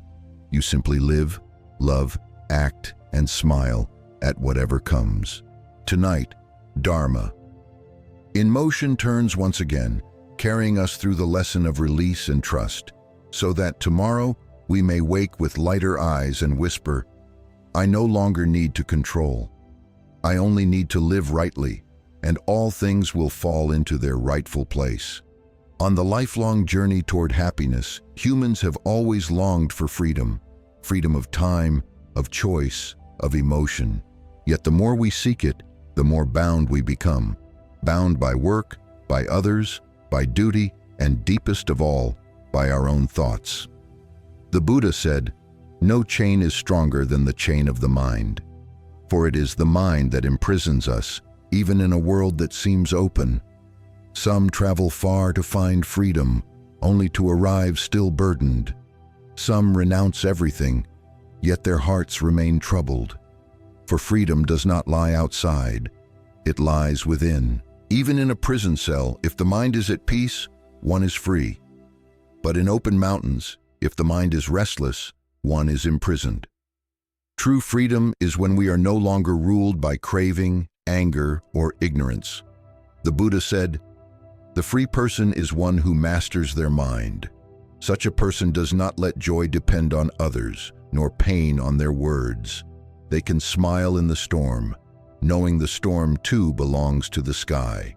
When the heart is calm, no one can cause suffering. For suffering arises not from circumstance, but from how we respond to it. Inner freedom does not mean withdrawal from life, but living amidst it without being swept away. We still work, love, and face challenges, yet we do not let them control us. When slandered, we do not rage. When praised, we do not boast. When challenged, we do not complain. When successful, we do not grow arrogant. Everything becomes just passing wind, while the heart remains still as a quiet lake. Someone once asked the Buddha, how can I be free? The Buddha replied, when you stop trying to escape suffering, you will see that you were free all along. For freedom is not avoidance, it is fearless seeing. When we dare to face our fear, our pain, and our true selves, we realize nothing truly binds us except our own minds. There is a story of a monk unjustly imprisoned. For 10 years, he remained serene. When asked, why do you not resent them? He smiled and said, they can imprison my body, but no one can imprison my mind. Such is the power of inner freedom, a freedom no one can take away, for it is not of matter, but of awareness. The Buddha taught, when the mind is no longer bound by desire, that is nirvana. Nirvana is not a distant place, but a state of mind free from craving, aversion, and delusion. When we no longer need more, no longer fear loss, no longer hate, no longer seek to prove ourselves, in that very moment, we are living nirvana here in this life. Freedom does not come from adding more, but from letting go. letting go of expectation, comparison, judgment, and stubbornness. The less we hold, the wider our hearts become. And when the heart is wide, the winds of life pass through without leaving a trace. The free person is not the one with few attachments, but the one who has many, yet is not bound by any. In life, we often think, once I finish this task, pay off that debt, fulfill that duty, I'll finally be free. But in truth, the very thought of when I finish is already a chain. It keeps us chasing the future, never at ease in the present. Freedom is not the absence of responsibility, but the ability to feel peace even within it. The Buddha taught, when you no longer wish to change others, when you no longer wish to control life, that is when you are truly free. For most suffering comes from wanting others to follow our will, yet others have their own karma, their own paths, their own moods. When we understand and release, compassion arises, and that is freedom. A Zen master once said, "Freedom is not doing whatever you want. It is no longer being forced to do what you don't want." When the mind is no longer compelled by greed, fear, or envy, that is freedom. When you no longer need to be better than anyone or prove anything, that is freedom. When you can simply sit still and breathe without needing a reason, that is freedom. Tonight, try letting go completely. Do nothing. Don't think about tomorrow. Don't revisit yesterday. Just sit quietly, listening to your breath. Let your worries fall away one by one. Let your mind rest. In that very moment, you will touch true freedom. For freedom is not found at the end of any road. It is here, in each breath we return to. The Buddha said, "When you are no longer ruled by what is outside, you have conquered yourself." The free person is not troubled by others' words, not crushed by loss, not shaken by praise or blame. They are not unfeeling. They have simply seen the impermanent nature of all things. They love, they live, but they do not cling. And because of that, they are free. Tonight, Dharma in motion turns once more, carrying us through the lesson of release and ease, to remind us that freedom is not something to seek, but something to recognize, so that tomorrow, when we open our eyes, we may softly say, "Today, I don't need to be better than anyone or prove anything at all. I just need to live, breathe, and smile, for I am already free within." In the rushing stream of modern life, people seem to live without truly living. We do many things, meet many people, speak many words, yet our minds are elsewhere. We eat while thinking of tomorrow, work while replaying yesterday, walk while lost in calculation. And though time moves fast, our hearts feel weary, for we have never truly been present. The Buddha taught, mindfulness is the only path to peace. Mindfulness means awareness, knowing what you are doing, thinking, and feeling in this very moment. When you wash dishes, know you are washing dishes. When you eat, know you are eating. When you breathe, know you are breathing. It sounds simple, yet living this way is an art, the art of returning home. Because the mind is used to wandering, coming back requires practice and patience. The Buddha once asked his disciples, "How long do you think a human life lasts?" One answered, 100 years. Another said, 70. The Buddha shook his head. A third guessed, 1 day? The Buddha smiled.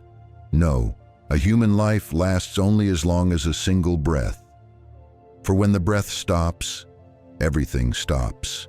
And yet within each breath, we waste ourselves chasing faraway things, forgetting the most precious one, this present moment. Mindfulness brings us home. When we breathe consciously, we realize we are alive. When we walk consciously, we see that every step is a miracle. The earth is lifting us, the air sustaining us, life surrounding us in every second. And with awareness, everything changes. A bird's song, a ray of light, a smile, all can bring joy if we are truly here. In modern life, people lose mindfulness most in 3 moments: when working, when thinking, and when feeling. When working, we chase results, forgetting the joy of the act itself. When thinking, we drift into the past or fear the future. When feeling, we fail to see what's happening within, angry without knowing, sad without understanding why.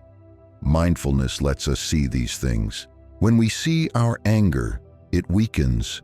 When we see our worry, it dissolves. The light of awareness always soothes what it touches. The Buddha taught, "Be the observer, not the reactor." A mindful person is like one sitting on the riverbank, watching the current flow. They see thoughts come and go, emotions rise and fade, without chasing after them. When they don't chase, the mind becomes still. But when we react, we are swept away. Emotions become waves, and we, just leaves floating downstream. One day, a man told the Buddha, "My mind is restless. Whenever I try to meditate, countless thoughts arise." The Buddha said, "Do not push them away. See your thoughts as clouds. They come and go, yet the sky remains clear." The man asked, "How can my mind be clear like the sky?" The Buddha smiled. "Just stop holding on to the clouds. That is the essence of mindfulness. Mindfulness is not only about sitting in meditation, it is the way we live. When we eat with gratitude, that is mindfulness.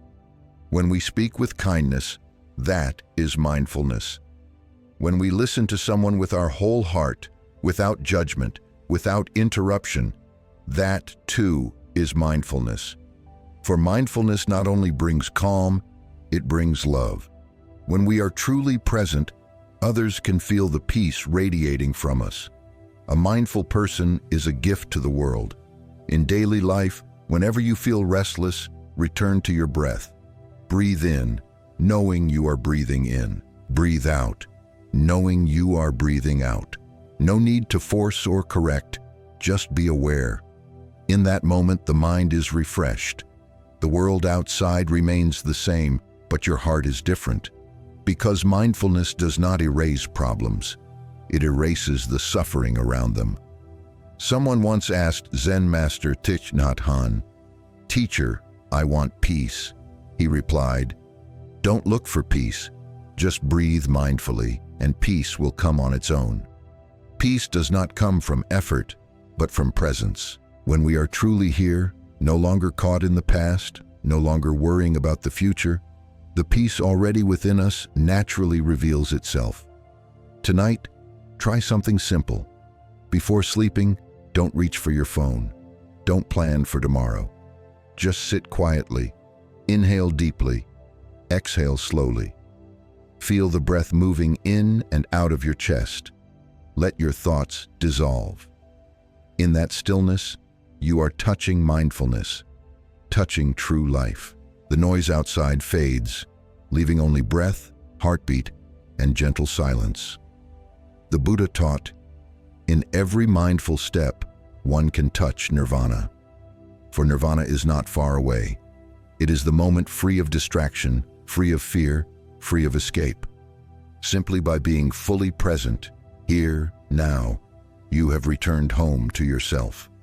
Mindfulness is the key that opens all doors of goodness. With mindfulness, wisdom arises. With mindfulness, compassion grows. With mindfulness, we are no longer swept away by life's current, but become the ones who steer it. And in that moment, we truly live, not in memory, not in longing, but in the heartbeat of the present, where happiness is already smiling. Tonight, Dharma in motion turns once more, bringing us back to the breath, back to the present, where all miracles begin. So that tomorrow, when we awaken, we may smile and whisper, "Today, I will live fully in every moment, for the present is the most precious gift life has to offer."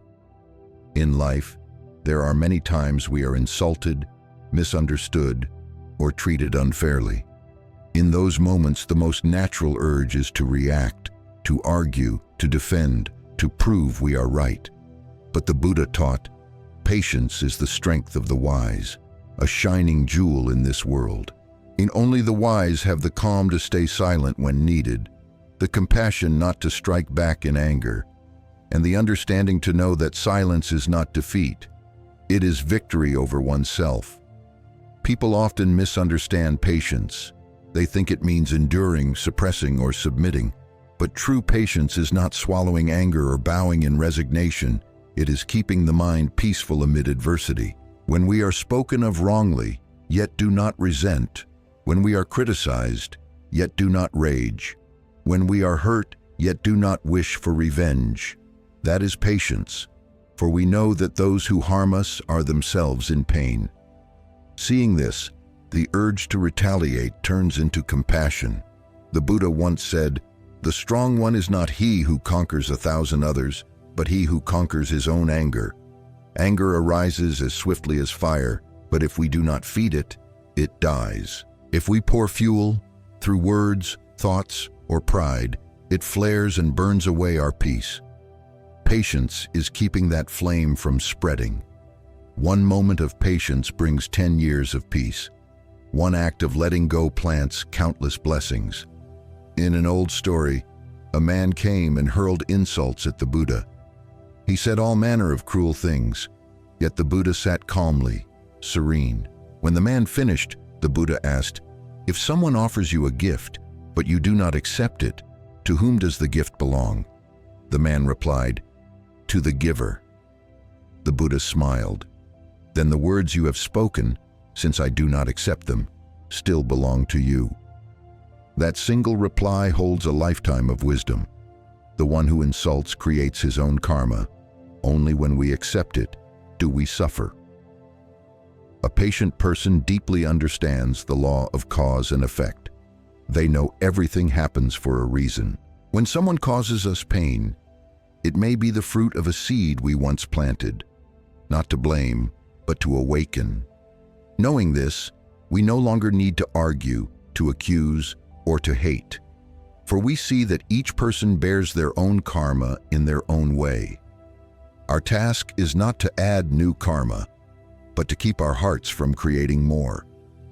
Patience is also a form of compassion, for when we are patient, we are protecting both ourselves and others from creating more suffering. If we lose our temper, we plant suffering for ourselves, for those before us, and for all around us. But when we remain calm, we dissolve part of the negative karma. One moment of patience can end a conflict. One moment of silence can save a relationship. A practitioner does not need to win with words, only with the mind. The Buddha taught, when someone harms you and you endure, old karma is erased. But if you retaliate, the old karma doubles. Thus, the wise do not seek revenge or harbor hatred. They know vengeance only multiplies pain and karma, while forgiveness and patience stop the wheel of suffering from turning. Patience is wisdom, courage, and the root of all virtue. Without patience, there is no compassion. Without patience, there is no wisdom. In modern life, patience is needed more than ever. We are surrounded by pressures, work, money, relationships. A single harsh word, a small misunderstanding, can ignite anger. But a practitioner knows, each time we stay calm, we conquer our own instincts. Each time we refrain from hurtful words, we sow a seed of goodness. Each time we choose silence over reaction, we protect the peaceful energy within. Yet patience does not mean staying silent forever. Sometimes silence is wisdom. Sometimes speaking is compassion. What matters is to speak from peace, not from anger. Words spoken in anger, even if true, become harmful. Words spoken in calm, even if simple, reach the heart. Patience gives us time to settle, to see clearly, to choose the right word and action. Someone once asked the Buddha, "Blessed One, how can I know when to speak and when to be silent?" The Buddha replied, "If your words bring peace, speak. If they bring suffering, remain silent." Patience is not shutting your mouth, but choosing the right moment. For words at the right time are like lotuses, words at the wrong time are like flames. One who has patience knows how to wait, to light the lamp only when the wind has settled. Tonight, recall a time when you lost your temper, reacted too quickly. Did peace follow, or only regret? Then think of a time you were patient, silent, smiling, letting the storm pass. Did your heart not feel lighter? Patience takes nothing from you. It only makes you deeper, brighter. For every act of patience is an act of growth. The Buddha taught, when you are patient, you plant seeds of peace. The one who can stay quiet while others rage, smile while others burn with anger, that one holds true strength. Not strength of muscle or words, but strength of a purified heart. When the heart is pure, storms turn to breezes. When the heart is calm, harsh words lose their sting. Tonight, Dharma in motion turns once again, carrying us through the lesson of patience and wisdom, so that tomorrow, when faced with irritation, we may smile and whisper, "It's all right. I choose peace." For sometimes silence is not weakness, but the way we protect the light within from being blown out by the winds of life. Perhaps all of us have made mistakes. There are things we wish to forget but cannot, memories that return and weigh the heart down. Some live their whole lives in regret, unable to forgive themselves, believing they were too cruel, too careless, too late to make amends. But the Buddha taught, the past is dead, the future has not come, only the present is real. When we understand this, we learn to release and become free. The past cannot be changed, but how we see it can. Many torment themselves with old words, old actions, old choices, replaying them like a sad film without end. Yet the past, whether joyful or painful, is but a reflection on water. The more we stir it, the murkier it becomes. Only when we let go does the water clear, and we see the present clearly again. The Buddha said, "No one bathes twice in the same river." The water has changed, and so have we. The person we are today is no longer who we were before. We have grown, understood more, loved more, become wiser. So why punish ourselves for the mistakes of someone who no longer exists? Forgiving ourselves does not mean forgetting what happened. It means accepting that we too are human, capable of error, of learning, of growing. Someone once asked the Buddha, "How can I be free from remorse?" The Buddha replied, "When you see the root of your mistake, you are already free. Regret is not wrong, it is the sign of a good heart. But if we dwell in it too long, it becomes a chain. When we understand why we acted as we did and resolve not to repeat it, the old mistake becomes a teacher, not a burden. Regret awakens us. Forgiveness allows us to move on. Often what hurts us is not what happened, but our refusal to accept that it happened. We keep saying, if only, what if, I should have. Such small words, yet heavy enough to bind a lifetime. The Buddha said, if you could have done differently, you would have. That gentle reminder tells us, in that moment, we acted with the understanding and capacity we had. Seeing this, we become kinder to ourselves. In life, many wounds are not inflicted by others, but by ourselves. We blame ourselves for not being good enough, capable enough, strong enough. But the truth is, no one is ever enough, and no one needs to be. Life is not a contest of perfection, but a journey of learning to love ourselves, even while unfinished. When we learn to love ourselves, the healing truly begins. The Buddha taught, to hate another is to drink poison and wish the other to die. To hate yourself is to poison your own heart. When we cannot forgive ourselves, we imprison the mind in guilt's cage, a prison without bars, made only of shame and self-blame. Forgiving ourselves is opening that door and stepping out into light. Only when we forgive ourselves can we truly forgive others, for compassion blossoms only in a heart freed from the weight of self-judgment. Some say, I want to let go, but I can't. In truth, there is nothing to try to let go of. Letting go is not an act, but an understanding. When we see that everything is impermanent, that everyone has erred, that no one can defy the flow of life, release happens naturally, like holding a burning coal.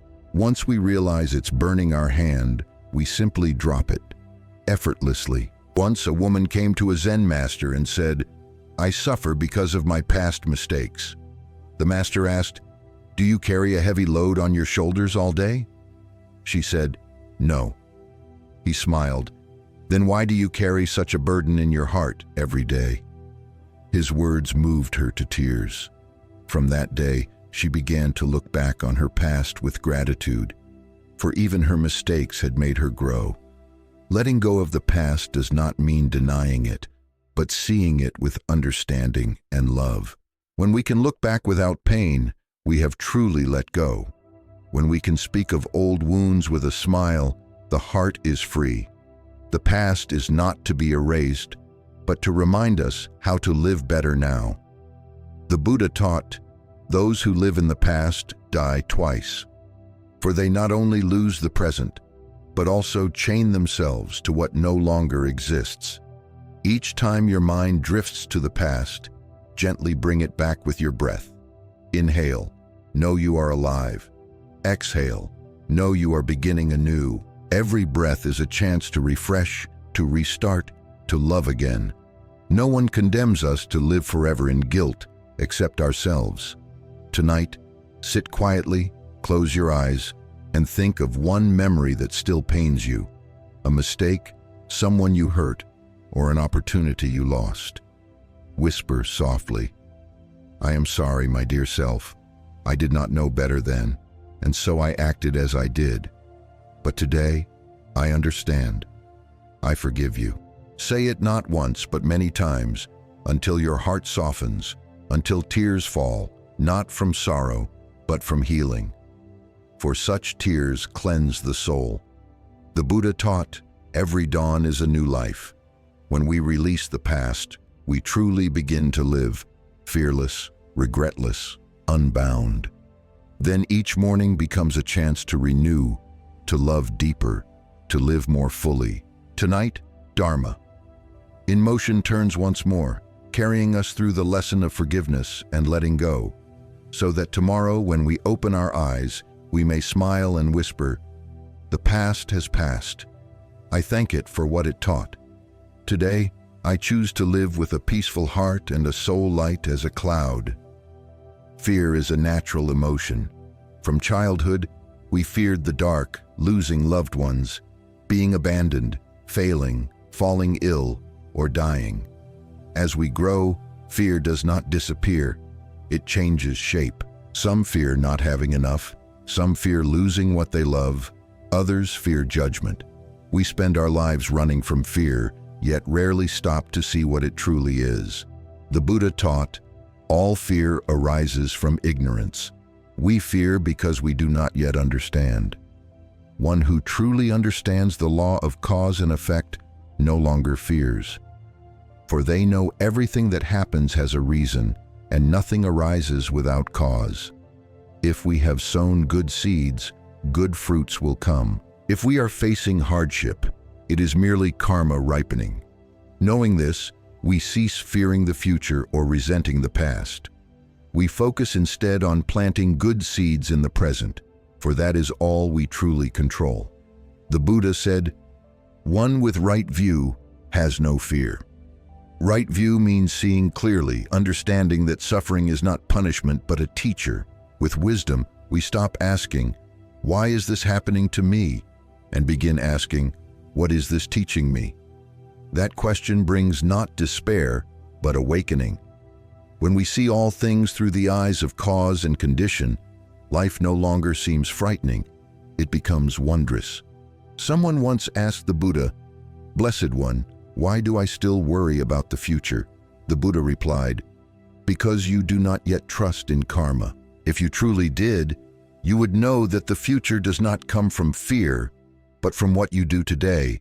Indeed, fear drains us, while right action empowers us. Those who plant good seeds need not worry about tomorrow. They trust in the natural unfolding of Dharma. Most fear does not come from reality, but from imagination. We fear what has not happened. Fear shadows in the mind. What others may think, what might go wrong, what we could lose. Yet if we pause and look closely, we see, in this very moment, there is nothing to fear. There is only breath, sound, and life unfolding. Fear exists only when the mind leaves the present to wander into the future. The Buddha taught, "One who lives in the present knows no fear." For when we are truly here, we see that everything is all right. The breath still flows, the earth is still firm beneath our feet, the sky still stretches above. But when the mind runs away, fear appears. Thus, mindfulness is the antidote to fear. Whenever you feel anxious, return to the breath. Breathe in, knowing you are breathing in. Breathe out, knowing you are breathing out. Just that, and fear already begins to fade. Once, a man told a Zen master, "Master, I fear death." The master said, "You fear because you do not yet understand death." Then he continued, "Death is not the end. Death is continuation. Like one candle extinguishing so another may be lit." The Buddha taught that birth and death are but two faces of one flow. When we understand this, we no longer fear death, for we see that nothing truly ends, it only transforms. When we have deep faith in cause and effect, our hearts become peaceful, for we understand, whatever comes, comes at its right time. Some things once seemed misfortunes, yet later we see them as blessings. Some people left and caused us pain, but through that, we learned independence. Some failures brought us low, but they taught us humility. When we trust that everything arises through conditions, fear fades, only gratitude remains. One without fear is one who understands impermanence. They know nothing lasts forever, neither sorrow nor joy. So they neither cling nor flee. When they have, they enjoy. When they lose, they release. In success, they smile. In failure, they bow. They pass through life like one watching clouds. White or dark, all are still clouds. Whether rain or sun, the sky remains, vast, calm, unafraid. The Buddha taught, when you see clearly that no one can take away your merit, you will no longer fear. Fear often arises from lack of faith, faith in oneself, in Dharma, in karma. But when we know that merit is self-created and karma self-born, we no longer worry about being harmed. Others may hurt the body, but no one can wound the mind unless we allow it. Tonight, sit quietly and let the mind settle. Think of what has made you anxious lately: work, money, health, the future. Then ask yourself, have I done my best? If the answer is yes, then leave the rest to conditions. Nothing needs forcing, nothing needs fear. Trust that the universe operates with wisdom, not chance. Every event, every person, every moment, all arrive to teach us something. The Buddha taught, one who has faith is one without fear. Such faith is not blind, it is deep understanding. Sow good seeds and good fruit will come. Keep the heart pure and the path will shine.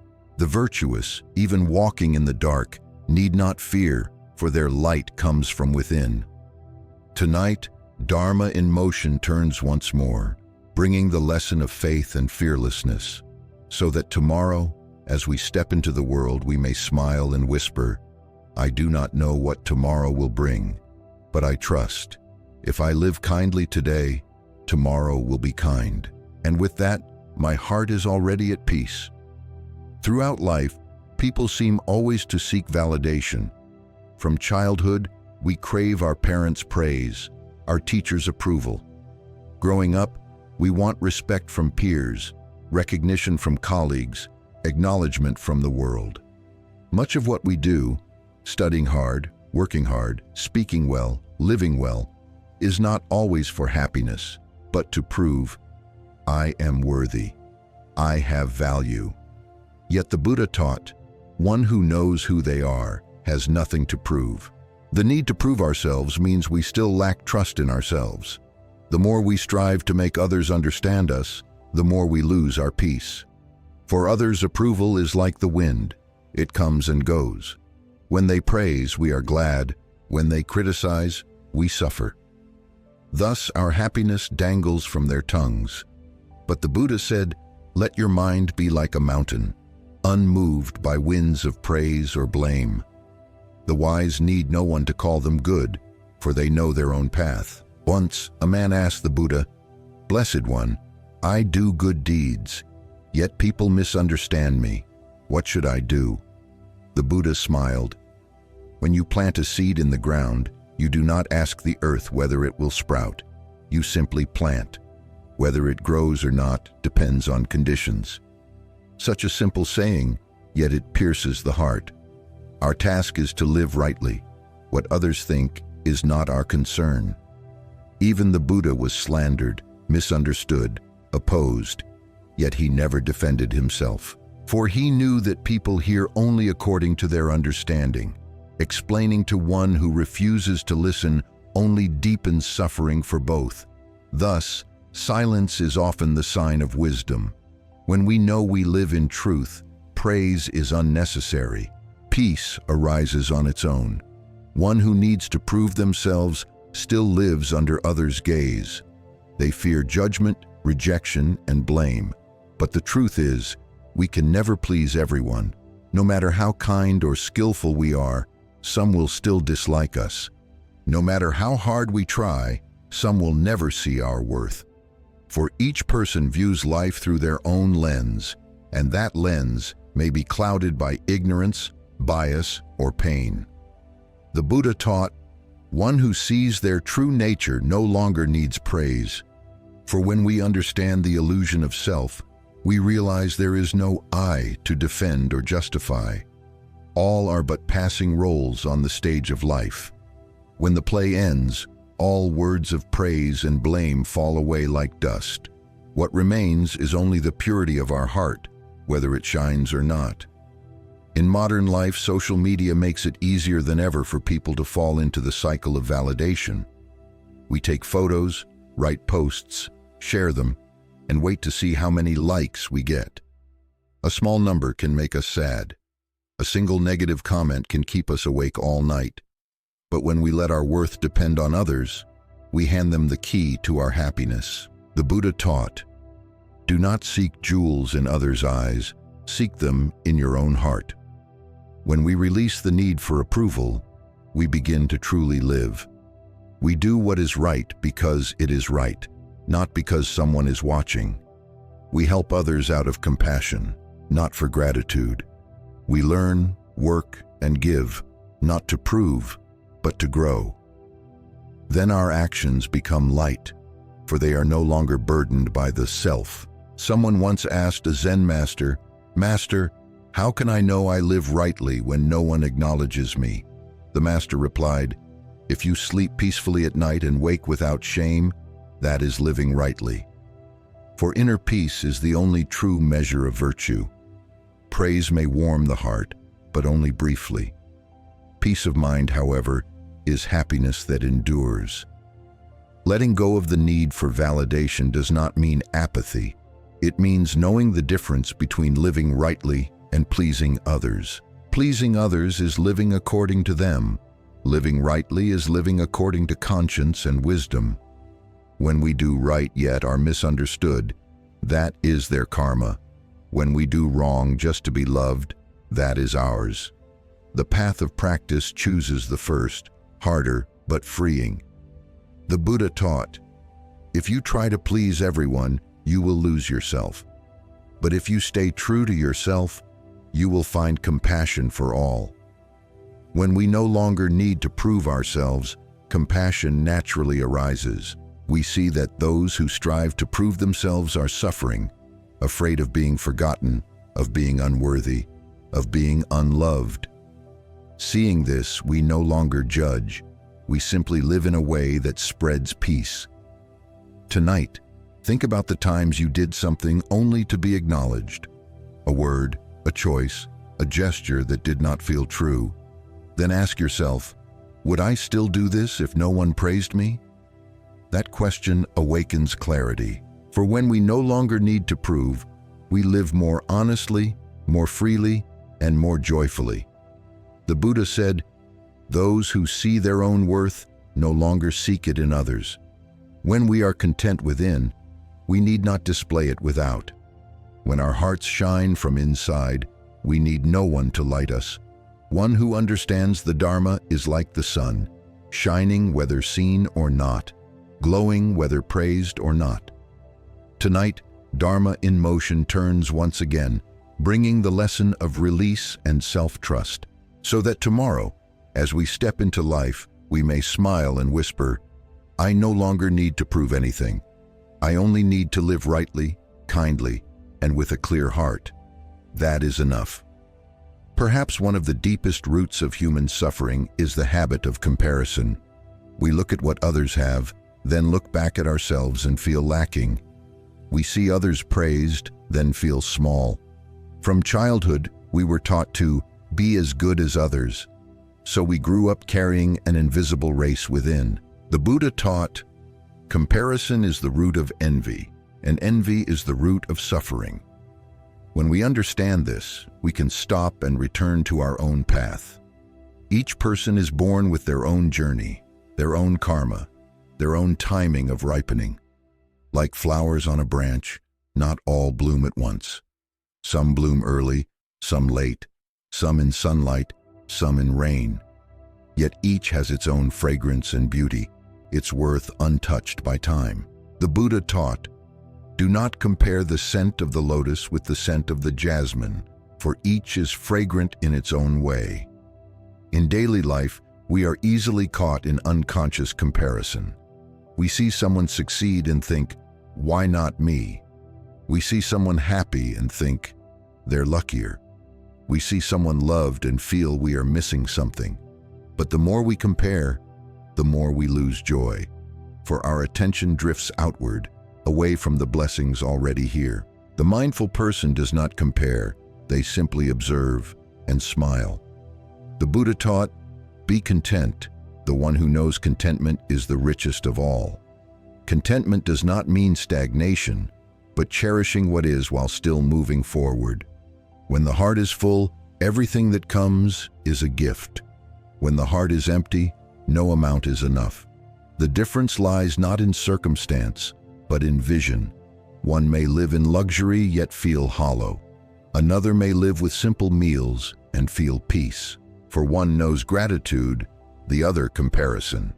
Someone once asked the Buddha, "Blessed One, why does it seem unjust that the wicked live in comfort?" The Buddha replied, "You see only a short stretch of the river, not what lies ahead. Karma never errs. It simply ripens in time.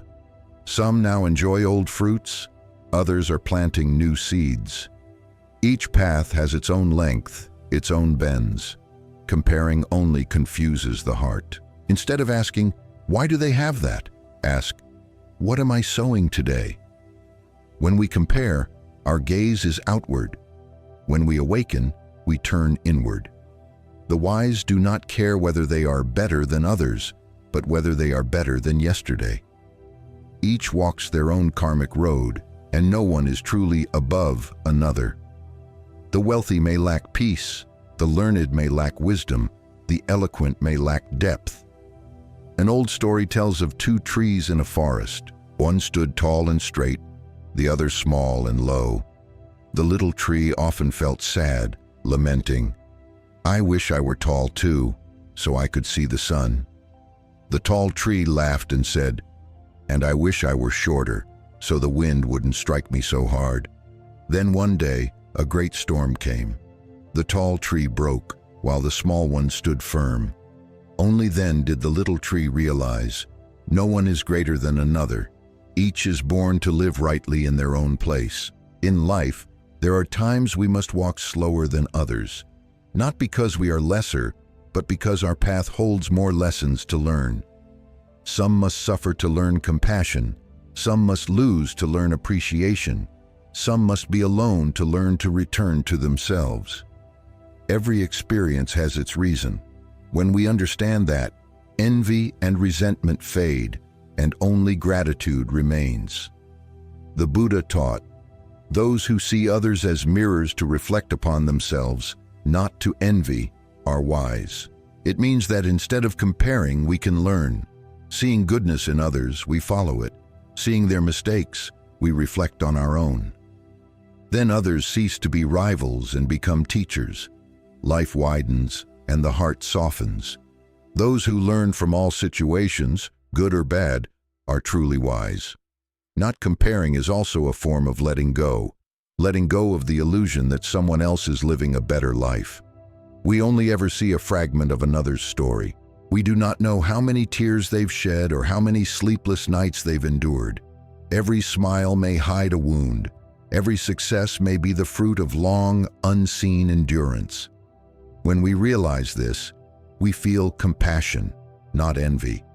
In today's world, where everyone strives to stand out, the ability to stop comparing is a rare kind of wisdom. People chase fame, image, validation, and lose themselves in the process.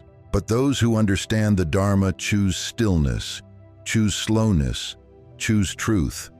They do not wish to be better, they only wish to be enough. And that very sense of enoughness makes them light and free, like one strolling through a garden, not competing, not grasping, simply listening to the wind, watching flowers bloom, and feeling grateful to be here. Tonight, reflect and ask yourself, how many times have I caused my own suffering just by looking at others? Perhaps someone has a bigger house, a more beautiful love, a better job, but do we truly know if they are more peaceful? The answer is often no.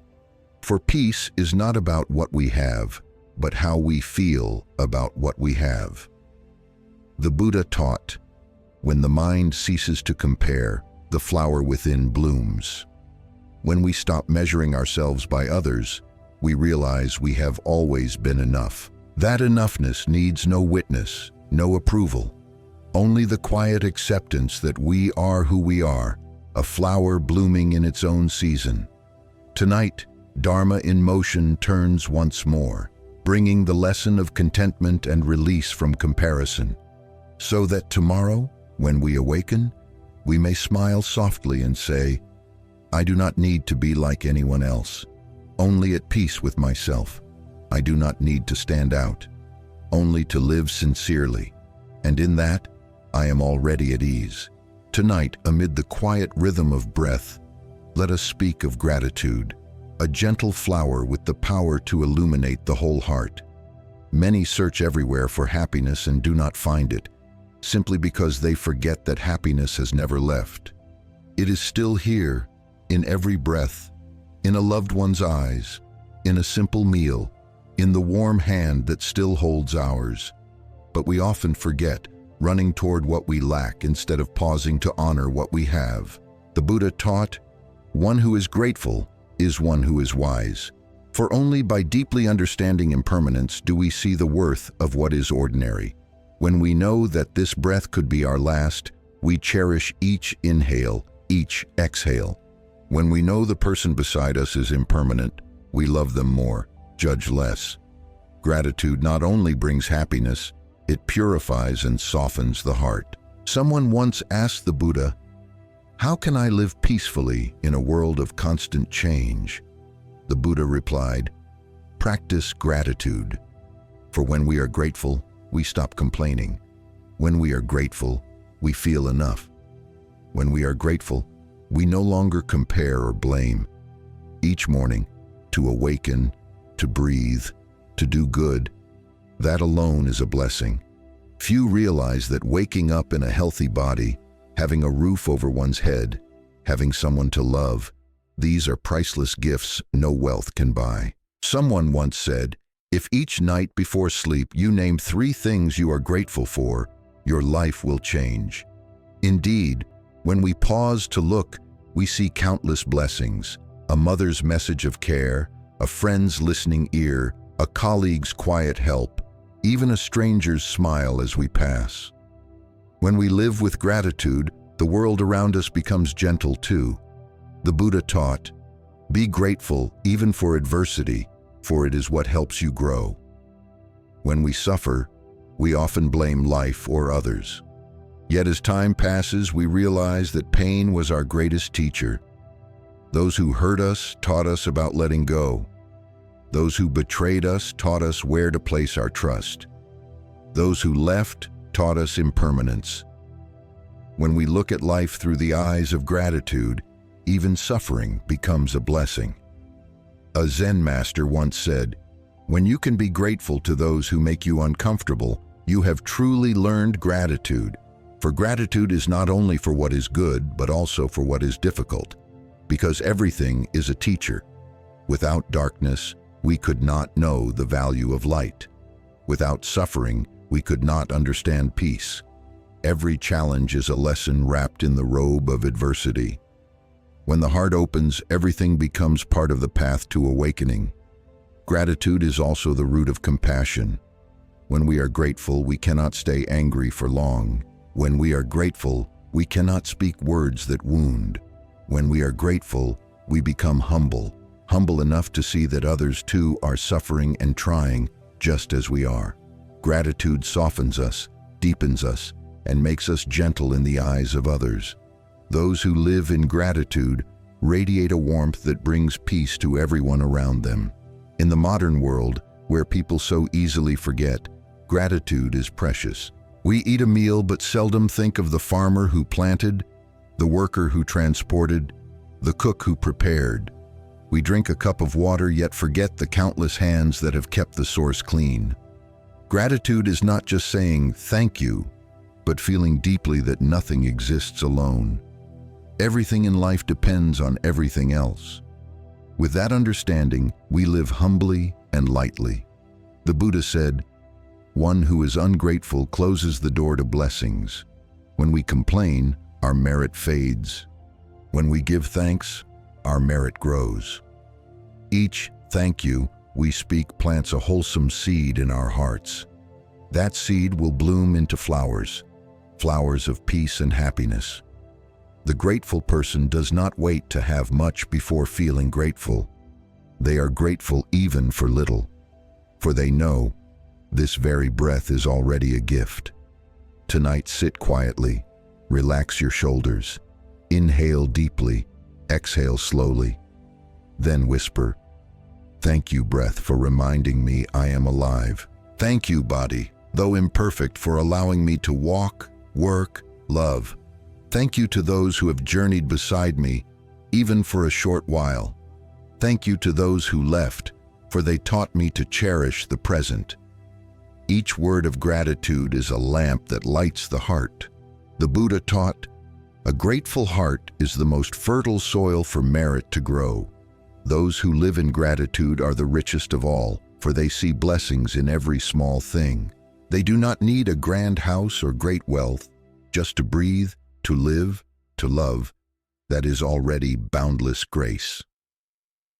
Tonight, Dharma in motion turns once more, bringing the lesson of gratitude and mindfulness, so that tomorrow, when we awaken, we may smile softly and say, "Thank you, life, for one more day, to live kindly, to live gently, and to live with a grateful heart."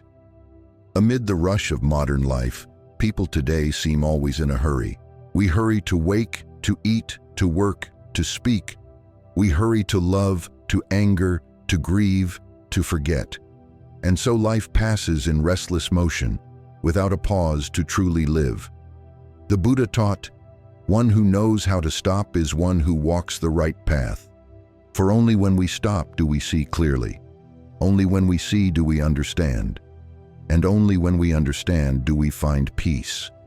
The human mind is like a lake. When waves ripple, the reflections distort.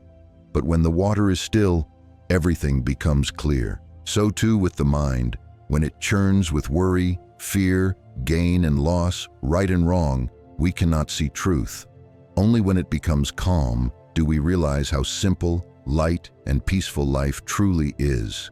The Buddha said, "Do not run away, Do not chase. Stop and see.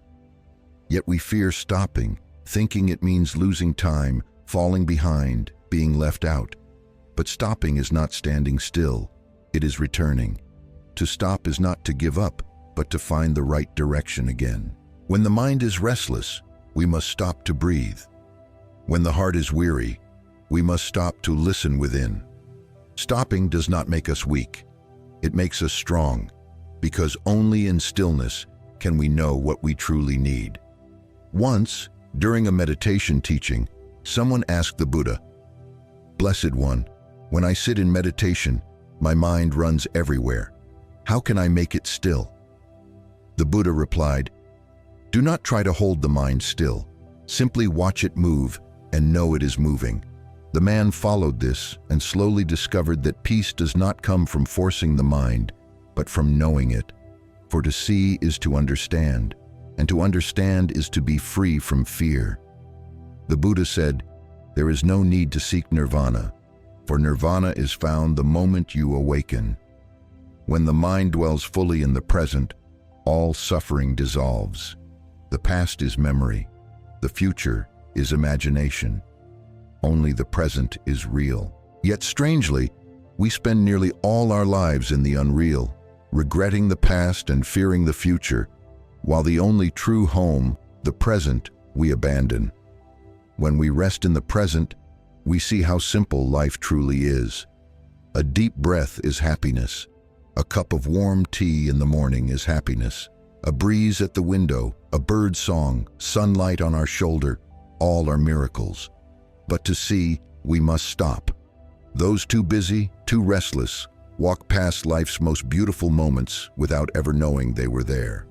Once, Zen master Thich Nhat Hanh said, "When washing the dishes, just wash the dishes." The words sound simple, yet they contain the very essence of mindfulness. For when washing dishes while thinking of tomorrow, we are no longer washing dishes. When eating while thinking of work, we are no longer eating. When speaking while the mind is anxious, we are no longer listening. And so we lose each moment of truly living. Mindfulness means living fully in whatever we are doing, however small, with complete presence. Those who know how to dwell in the present need not run anywhere to find peace, for they understand that peace is not outside, but within each step and breath. When walking slowly, feeling their feet touch the earth, hearing their heartbeat, they see how wondrous life truly is. The Buddha taught, "Each mindful step is a step on the land of the Buddha." When we walk with mindfulness, every path, every street corner becomes a place of meditation. In modern life, everyone wants to do more. Yet sometimes what we need is not to add, but to lessen. Less worry, less speech, less grasping. Like a cup already full. Only when we pour some out can there be space for new water. The mind is the same. Only when we pause and let go can peace enter. The wise do not live fast. They live deep. They do not seek much. They seek rightly. They do not chase achievement. They rest in presence. The Buddha said, "Where your mind is, there your life is." If your mind is in the past, you live in regret. If your mind is in the future, you live in anxiety. But if your mind is in the present, you live in peace. Those who dwell in the present know they need not wait for anything to happen to be happy, for happiness is not a destination. It is the way we walk. Tonight, stop for a while. Do nothing. Do not check your phone. Do not think about work. Do not worry about tomorrow. Just sit quietly. Feel your breath move in and out. Listen to the fan, the wind, the sounds of the night. That is the moment of true living, where you no longer chase or flee, but simply exist, whole and aware. In that stillness, you will feel a deep peace, a peace no one can give or take away. The Buddha taught, "To dwell in the present is to return to the home of the mind. For when we stop, we are no longer lost. When we awaken, we are no longer afraid. When we can be still, happiness naturally blossoms. No effort, no search, No perfection is needed, only presence. Those who live this way, even in the noisy marketplace, are as if meditating deep in the forest. Tonight, Dharma in motion turns once more, bringing the lesson of pausing and presence, so that tomorrow, when we awaken, we may smile and whisper, "Today, I will not run. I will live more slowly, more deeply, and rest in each breath and step." There are times in life when our exhaustion does not come from work or people, but from wanting everything to happen our way. We want others to understand, situations to go right, results to follow our plans. We try to control every little thing, people's actions, life's flow. And when things diverge from our expectations, our hearts grow restless. But the Buddha taught, when you no longer need everything to go your way, everything naturally goes right. Life is not in our hands. Every event arises from countless causes and conditions, not just our will, but karma, circumstance, and the conditions of many others. To hold everything is impossible. The more we grasp, the more we suffer. The more we control, the more we tire. Only when we release do we breathe easily and see that the river of life already knows how to flow. It needs no stirring, only our stillness to be seen. The Buddha said, "Life is impermanent. No one can hold anything forever, not even the breath." When we understand this, we see that every attempt at control is illusion. We can plan, but we cannot command outcomes. We can love, but we cannot force love in return. We can care, but we cannot prevent parting.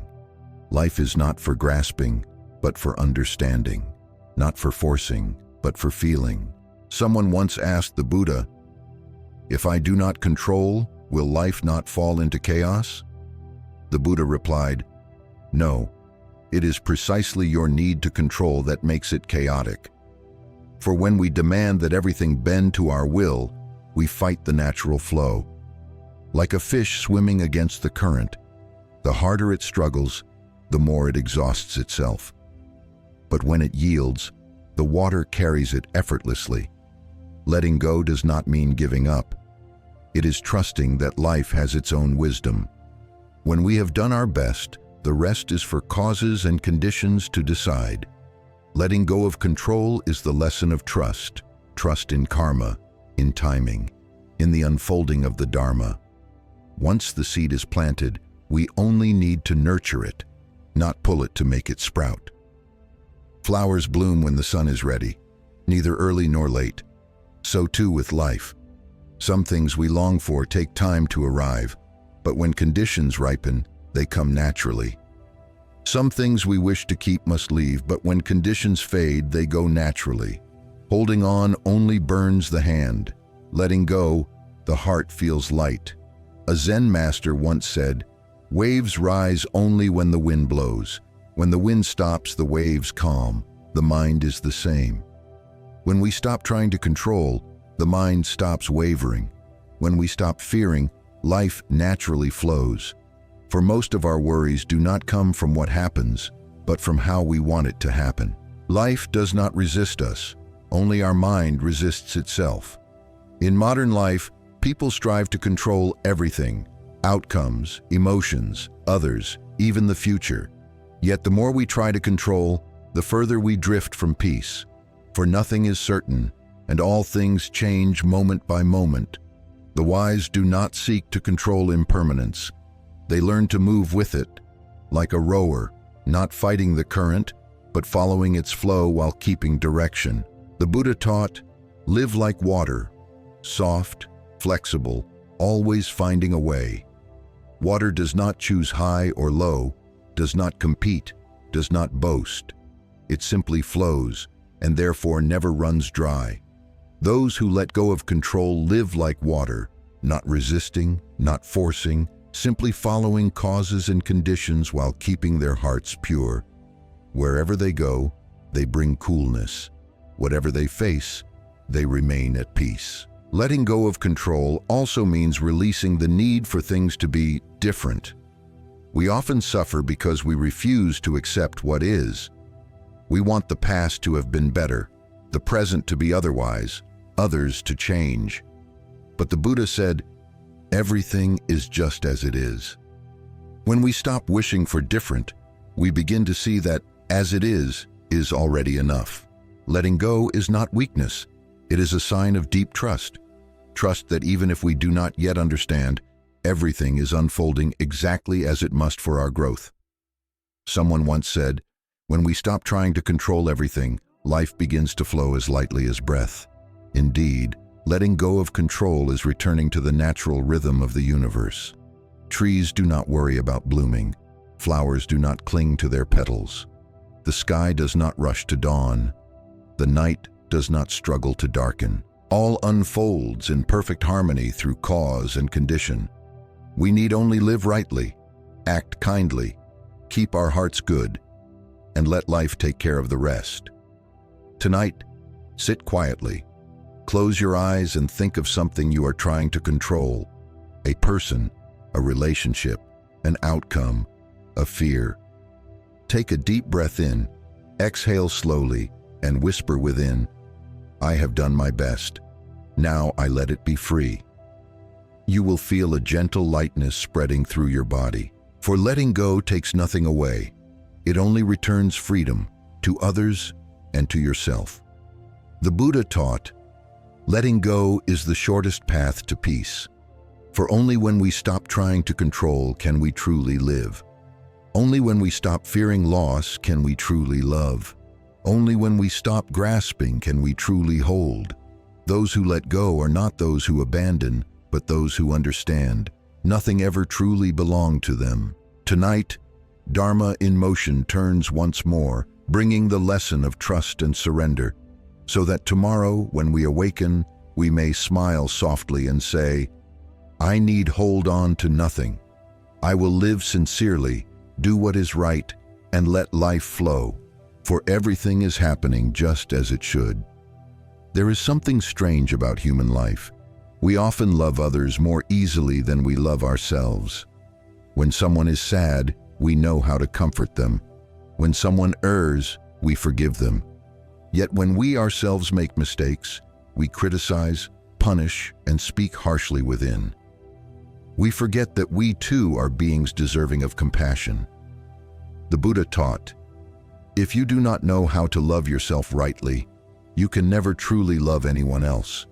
Compassion is not only for others. True compassion must begin with oneself. For if our heart is filled with judgment and harshness, how can we pour out love? Like a muddy glass of water, it cannot offer clarity. When the heart is full of self-blame, it easily blames others. When we cannot forgive ourselves, we cannot forgive others. Thus, loving oneself is not selfish. It is the foundation of genuine compassion. The Buddha said, love others as yourself. Yet many forget the second half. Love yourself as you love others. This means caring for yourself, body and mind, eating mindfully, resting when needed, speaking kindly to yourself, listening to your inner voice. We do not need to be strong all the time, nor perfect. Sometimes practice means stopping to embrace yourself without judgment. Someone once asked the Buddha, Blessed One, I have done many wrongs. Do I deserve to be loved? The Buddha replied, You do not need to deserve love, for the nature of love is unconditional. True love does not choose, nor demand conditions. It simply arises when the heart opens. When we love ourselves, we are seeing with the eyes of wisdom, recognizing suffering without hatred, seeing faults without denial. We hold ourselves gently, as the Buddha would hold a lost being returning home. Many think loving oneself is indulgence or weakness. But true self-love is courage. The courage to face and acknowledge one's pain without running. When tired, to say, I need rest. When sad, to allow tears. When wrong, to say, I will begin again. To love oneself is the act of a brave heart, one that is honest and compassionate, the marks of a true practitioner. In life, we wear many roles: parent, child, colleague, friend. We strive to fulfill them all, yet often become exhausted. We forget that there is also one person who needs our care: ourselves. The Buddha taught, to keep your mind at peace is to keep the world at peace. When we can care for our own mind, we will naturally know how to care for all others. One day, a woman came to a Zen master and said she loved her husband and children deeply, yet always felt exhausted and burdened. The master asked, "Each day, do you do anything for yourself?" She was silent. The master smiled and said, "If a lamp is never charged, it cannot give light. If your heart is not nourished, you cannot truly love anyone." Upon hearing that, she burst into tears. From that day on, she began spending a few minutes each day just to breathe, to listen to herself. And she said that since then, her heart had become lighter, her love for others deeper. Compassion for oneself also means speaking gently to oneself. Instead of saying, "I am useless," say, "I have tried my best." Instead of, "I am not worthy," say, "I am learning to be better." Instead of, "I am not good enough," say, "I am becoming a better version of myself." These words are not self-praise, but seeds of kindness sown in the heart. When we speak with gentleness, the heart softens in return. The Buddha taught, one cannot save others from suffering if one is drowning oneself.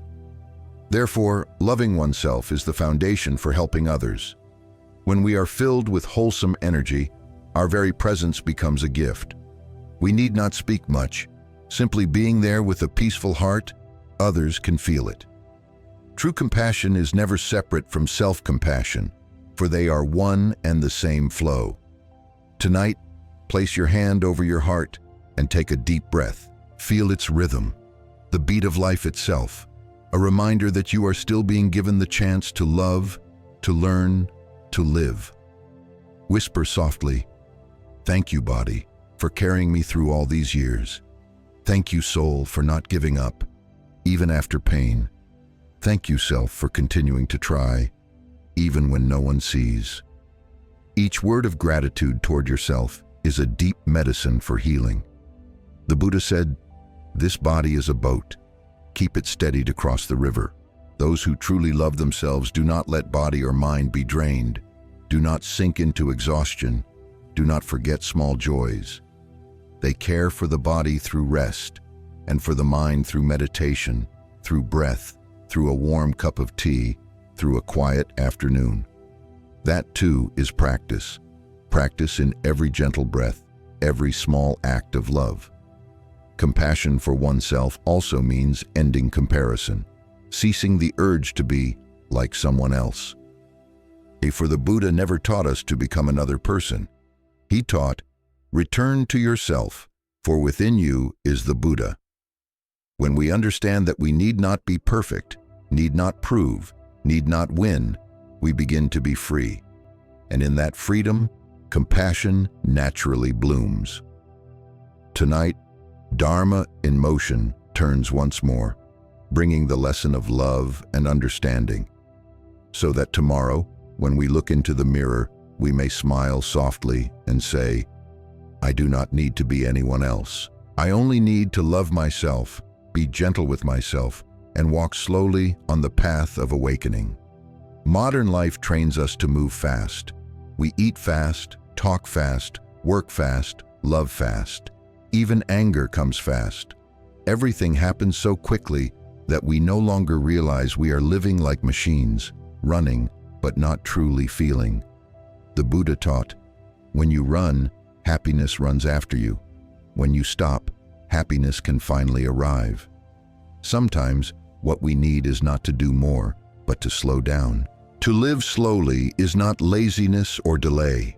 To live slowly is to pause amid a world rushing forward, to listen to oneself, to feel each breath, each step, each moment. To live slowly is a form of meditation, meditation in the midst of life. Whenever we are fully present in what we do, we are living slowly. Whenever we are not swept away by the world's noise but can hear the quiet voice within, we are living slowly. The Buddha taught, "One who knows how to stop is one who truly walks." For not everyone who moves fast reaches the destination, and not everyone who pauses is lost. Many travel far and do much, yet never arrive where they truly wish to be, because they never stop to ask, "Where am I going?" To live slowly is to see clearly the path ahead. When the heart is calm, we know what is worth pursuing and what should be released. Someone once asked a Zen master, "Master, how can I live slowly in such a fast world?" The master replied, "You don't need to slow your work, just slow your mind. For speed does not lie outside, but in how we receive things within. One may do many things and still be at peace if the mind is not in haste. Another may do nothing and still feel restless if the mind is in turmoil. To live slowly, therefore, is not to live less, but to live more deeply within each moment. The Buddha taught, "One who walks each step in mindfulness. 1 mile is as 1,000 miles. When we walk slowly, we can hear the sound of the earth beneath our feet, the whisper of wind through the leaves, and even the quiet voice within. Living slowly allows us to see the small beauties we usually miss. Sunlight falling on the porch, the scent of fresh tea, the smile of a stranger. When seen with a slow heart, these simple things become sacred. Those who live slowly do not need much, yet they live deeply. They do not rush to react, judge, or conclude. They listen carefully, observe attentively, and understand deeply. When others are angry, they smile. When others argue, they remain silent. For they know that everything needs time, not only to be resolved, but to ripen. Like flowers, those that bloom too soon fade quickly. Those that bloom at the right moment keep their fragrance long. In this hurried life, we are swept away by the idea of efficiency. Do more, succeed faster, achieve greater things. But one day, we realize we have everything except peace. The Buddha said, "If your mind is not at peace, you will feel weary wherever you go." Slowing down is how we restore balance between gain and loss, outer and inner, work and soul. The one who lives slowly knows not everything must be rushed. Some things only blossom when we wait patiently. There is a small story. A student asked a Zen master, "Master, I want to reach enlightenment quickly. What must I do?" The master replied, "Eat slowly, walk slowly, breathe slowly, speak slowly, think slowly." The student was puzzled. "Then how will I make progress?" The master smiled. "When you go slowly, you see each step clearly. Once you see clearly, there is no need to hurry. Indeed, when we truly see, we no longer need to run, for the place we seek is already here." To live slowly is also to learn to listen. When we speak less, we hear more. When we react less, we understand more deeply. The one who lives slowly does not fear missing opportunities, for they know that real opportunities do not arise from haste, but from clarity. Only when the heart is still can we hear the true calling of our life, and only when we stop does the path appear. Living slowly also means savoring life's smallest things. A warm meal, a quiet afternoon, a child's laughter, a morning with sunshine. Those who live slowly do not seek happiness far away. They find it in the ordinary. They know life is never short of beauty, only short of those slow enough to notice it. The Buddha taught, "When the mind stops, the Dharma world stops." It means that when we slow down, the world itself becomes gentle. Everything around us seems to move in rhythm with our breath. We no longer feel the rush or the noise, for when we are still, life too becomes still. Those who live slowly possess the most precious thing, presence. And that presence itself is mindfulness in action. Tonight, take a few minutes simply to live slowly. Put the phone down. Do not think of the past or worry about tomorrow. Just sit quietly, Feel your breath coming and going. Listen to your heartbeat. You may find a strange peace rising within. For that peace does not come from outside. It comes from the moment you stop running. The Buddha said, "There is no path to peace. Peace itself is the path." When we live slowly, we are already walking that path, step by mindful step. No striving, no haste, only presence. For sometimes, living slowly is not slowness at all, but returning to the true speed of life, the pace of breath, of heartbeat, of a flower in bloom. Tonight, Dharma. In motion turns once more, bringing the lesson of stillness and presence, so that tomorrow, when we step into the world, we may smile softly and say, "I will walk slower, but deeper, live less, but truer, for in each peaceful breath, I have already touched happiness." The Buddha taught, to understand is to love. Love without understanding is mere attachment. In this life, we have loved many times, yet rarely have we truly understood. We love someone but want them to follow our way. We love but demand they live as we think they should. We love but fail to listen. And so, that love becomes a bond of attachment, bringing pain to both. Only when there is understanding does love become freedom. Someone once asked the Buddha, "Blessed One, why does love often bring suffering?" The Buddha replied, "Because you have not understood." Indeed, without understanding, love becomes possession. We want the other to be as we imagine, to respond as we expect, to behave as we wish. But life does not move according to our desires. Each person has their karma, their suffering, their own path. When we understand this, the heart softens. Love becomes letting go, not holding, blessing, not binding.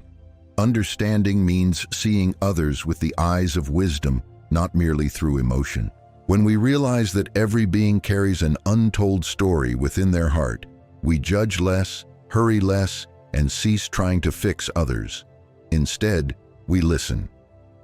The Buddha taught, "Listening is the highest form of love, for in deep listening there is patience, presence, and compassion. When we truly listen, the other feels seen, accepted, and their wounds begin to heal. To understand is also to see suffering, its causes, and the path to its end." The Buddha did not teach blind love, he taught wise love. Such wisdom is not cold, it is luminous. One who understands will not speak to hurt, will not act to harm, will not love with the thought, "If you are not mine, you must belong to no one." They know that true love helps the other to be free, not to be kept. In daily life, we often see only the surface of others, their words, actions, and attitudes, but not the depths beneath, their fears, pains, and struggles. We get angry when they are distant, unaware they are weary. We blame them for changing, not knowing what they are enduring. If we paused for a moment to ask, "Where does this person hurt?" our anger might dissolve. Understanding needs no grand gestures, only a look without judgment, a silence spacious enough for the other to simply be. The Buddha taught, "One who understands is one who loves, and one who loves is one who truly lives." For when we understand, we no longer fight others, nor see enemies anywhere. We realize that those who act wrongly do so because they do not yet see clearly. Those who speak harshly do so because they are in pain. Seeing the root of suffering in another, we cannot stay angry. Just as when we see a child fall, we do not scold but help them up. Likewise, when we see someone suffering, compassion naturally arises, not judgment. Once, a person asked a Zen master, "Master, I live kindly, yet others treat me poorly. What should I do?" The master smiled gently.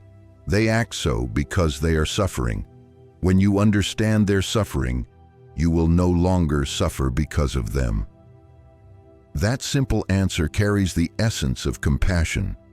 For when we understand, the heart no longer resists, it opens. Instead of asking, why do they act like this? We ask, what have they been through to become this way? And that question is the door to empathy.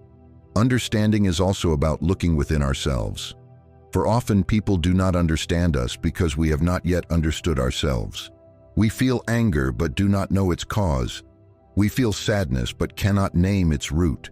We blame others, yet in truth, we are blaming ourselves. Only when we understand ourselves can we understand others. Self-understanding is not about finding faults, but about seeing deeply to know where we need healing and what lesson we need to learn. The Buddha taught, "No one can make you suffer except your own unawakened mind." Those who understand life do not rush. They listen more than they speak, feel more than they react. When others lose their temper, they do not retaliate, because they see that the other is weak in that moment. When others speak hurtful words, they do not get angry, because they see that those words come from pain. Understanding brings peace to the heart. When we do not understand, everything feels heavy. Once we understand, everything becomes light as clouds. Understanding also helps us live fully in our relationships. When we understand our parents, we stop resenting them. When we understand our children, we grow less impatient. When we understand our partner, we stop trying to change them. And when we understand ourselves, we stop hurting everyone around us. Understanding is the foundation of harmony, for it dissolves the boundary between me and you. When me and you still exist, there is separation. When understanding arises, there is only we, learning, suffering, and walking through life together. Tonight, think of someone who exhausts you, maybe a family member, a coworker, or even yourself. Take a deep breath and ask your heart, what pain might this person be carrying? Can I look at them with different eyes? That question is the beginning of understanding, and understanding is the doorway to love. The Buddha taught, "One who understands will not harm anyone, not by word nor by thought, for they know that to hurt another is to hurt oneself." Understanding widens the heart, and when the heart widens, the world becomes gentler. The more we understand, the less we find to hate, the less we find to blame, and all that remains are countless chances to learn love. Tonight, Dharma in motion turns once more, bringing the lesson of understanding and love, so that tomorrow, when we awaken, we may smile softly and whisper, "I choose to understand instead of judge. I choose to listen instead of react. For when I understand, I love, and when I love, I am at peace." In life, we have all been angry, at times with family, with friends, or even with ourselves, angry because of betrayal, misunderstanding, or hurt. At first, anger seems small, but the longer we hold it, the larger it grows. The more we dwell on it, the heavier it feels. The tighter we cling, the more we suffer. The Buddha said, "Anger is the fire that burns first in the heart of the angry one." When we are angry, we are the first to be burned. Anger is a natural emotion, but if we fail to recognize it, it becomes the root of suffering. In anger, we lose mindfulness. Our words easily wound, our actions create karma. Later, when calm returns, we feel regret. Worse still, long-held anger becomes an invisible burden pressing on the heart. The Buddha said, "Those who carry anger carry fire within. Even in winter, they do not feel warmth." Someone once asked the Buddha, "Blessed One, I cannot forgive those who have hurt me. They are wrong. Why should I let go?" The Buddha replied, "By not forgiving them, you bind yourself. Forgiveness is not for their sake, but for yours." These words awaken many hearts. Forgiving does not mean condoning wrongs or forgetting pain. It means freeing ourselves from the chains of resentment. For anger is a kind of prison, one we build for ourselves, locking ourselves inside the past. When we cannot release anger, we reopen the wound again and again.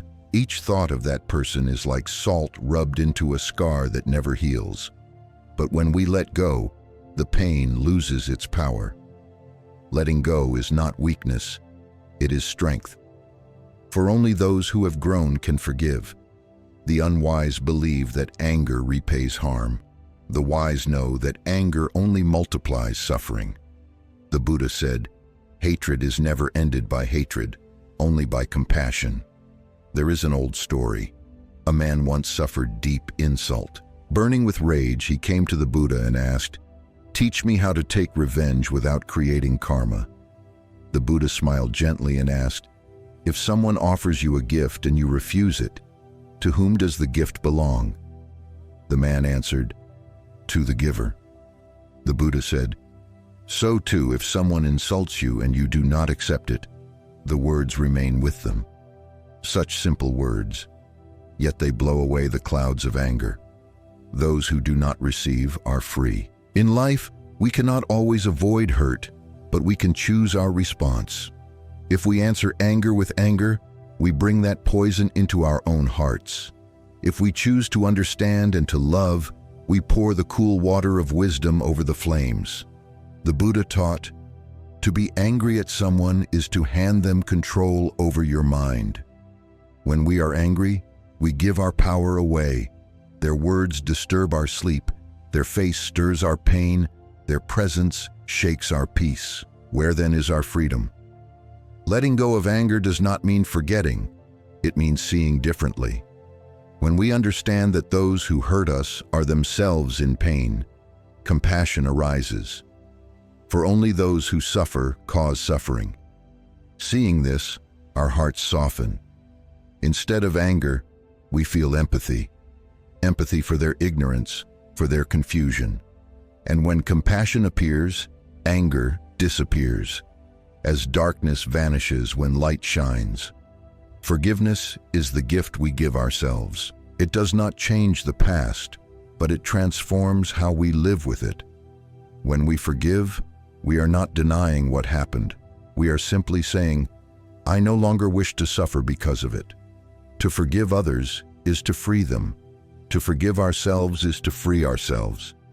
And when both are freed, the heart becomes light as a cloud.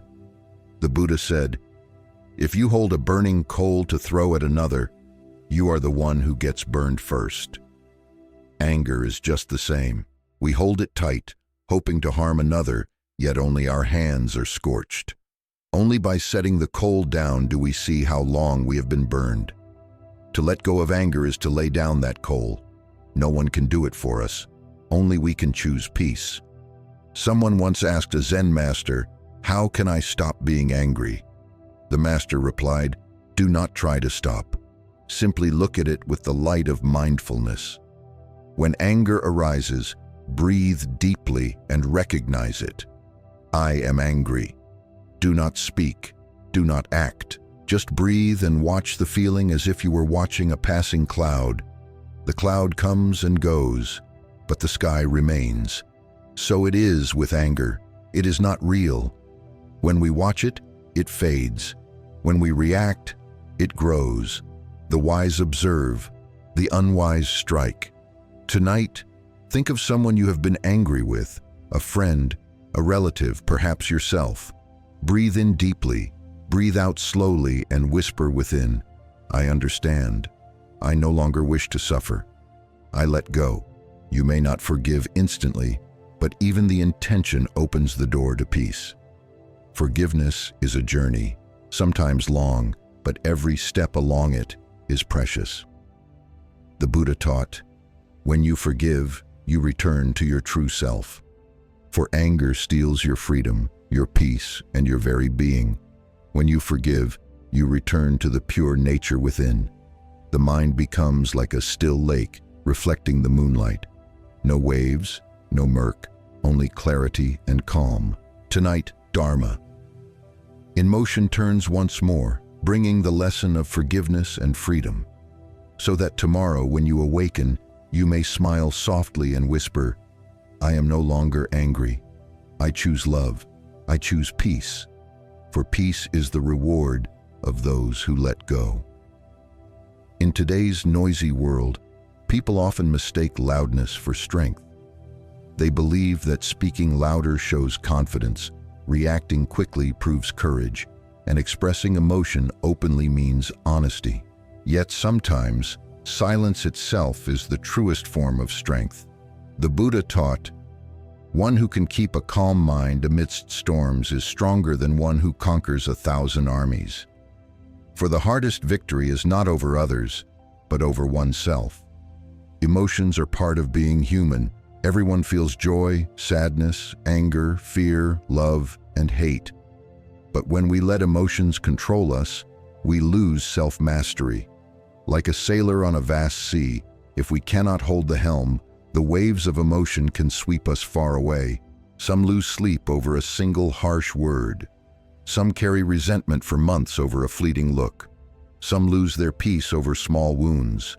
Life is not too hard. We have simply not yet learned to be still. The Buddha once taught his disciples, "Do not let your mind be swayed by the winds of praise or blame, gain or loss, love or hate. For whenever the mind tilts, wisdom fades. In anger, we lose sight of right and wrong.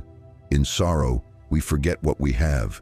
In fear, we lose faith." Emotions are clouds. The mind is the sky. Clouds come and go, but the sky remains vast and serene. If we remember that we are the sky, not the clouds, even dark storms cannot hide our light. Once someone told a Zen master, "Master, I cannot control my emotions. Whenever someone upsets me, I get angry." The master smiled and said, "Then try seeing emotions as waves and yourself as the ocean. High waves or low, they are all you. But if you only look at the waves, you forget the sea." When we see emotions as just one small part of us, they no longer dominate. Letting go of emotional control does not mean suppression. Suppression only tightens the heart. Letting go means awareness. When angry, know that you are angry. When sad, know that you are sad. Just know, don't force change. For with mindfulness, the light of awareness naturally softens emotion. The Buddha taught, "Recognition is light, ignorance is darkness. Where there is light, darkness vanishes on its own." A monk once said, "I thought I was calm, but just one word of criticism makes me burn inside." The Zen master replied, "That's when true practice begins. When you're untouched in the temple, that's false peace. When disturbed yet still calm, that is true peace." Indeed, anyone can be peaceful when life is smooth. But to stay calm in chaos, that is wisdom. No one can avoid emotional turbulence, but we must not let fleeting emotions define who we are. A single angry word can destroy a precious bond. A decision made in rage can bring lifelong regret. Therefore, the Buddha advised, before speaking, breathe 3 times. Before acting, wait until the mind is still. Sometimes silence is not avoidance, it is protection of energy. When we do not react immediately, we give ourselves space to see clearly. Silence is not weakness, it is clarity. For the silent one is watching, while the noisy one is swept away. The Buddha taught, when you are silent, you can hear your own voice. And only when we hear that voice can we know what we truly want and need.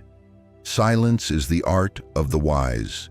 Not every truth must be argued. Truth is not proven by words, but lived through actions. Some speak much yet drift farther from reality. Others speak little yet their life is the lesson itself. Those with true inner power need not speak loudly. Their presence radiates strength. There is a saying, the deeper the water, the quieter it is. The calmer the person, the clearer the mind. In silence, we are no longer carried away by anger, fear, or envy. Stillness lets us see things as they are, without adding, without coloring, without distortion. Silence also protects us from being provoked by others. For if every word draws our reaction, we hand them our control. But when we are silent, that control returns to us. The Buddha once taught, no one can make you suffer, only your unpeaceful mind can. Emotions are guests, the mind is the home. If the door is open, guests enter. If we guard the mind, guests come and go. None can stay forever. When we see this clearly, we stop fearing emotions. We welcome them as part of being human, but we no longer mistake them for who we are. Tonight, sit quietly in the dark. Turn off the lights. Do nothing. Just breathe and observe what lives in your heart, perhaps sadness, fear, or worry. Do not chase them away. Whisper softly, "I see you. I understand you." That is how we embrace emotions with wisdom. When seen with understanding, emotions melt away like mist under sunlight. The Buddha taught, "One who can pause amid anger has already won 1,000 battles within." For stopping is not suppression, it is awakening. In stillness, we master life. When we master the mind, nothing outside can steal our peace. Tonight, Dharma in motion turns once more, bringing the lesson of stillness and self-mastery. So that tomorrow, when you step into the world, you may smile gently and whisper, "I do not need to control others. I only need to understand myself." For silence is the deepest strength of one who is truly awake. Thank you for listening until the end. Every word of the Buddha's teaching is like a drop of cool water, soothing the heart amid life's noise. If today you found in this message even a small moment of peace, understanding, or simply one deeper breath, then Dharma in Motion has turned another meaningful circle. Please like, share, and subscribe to Dharma in Motion to help spread wisdom and compassion to more beings. For sometimes, even a single word of the Buddha can bring light to a heart lost in darkness. May you have a peaceful night. May every breath you take in be peace, and every breath you let go be release.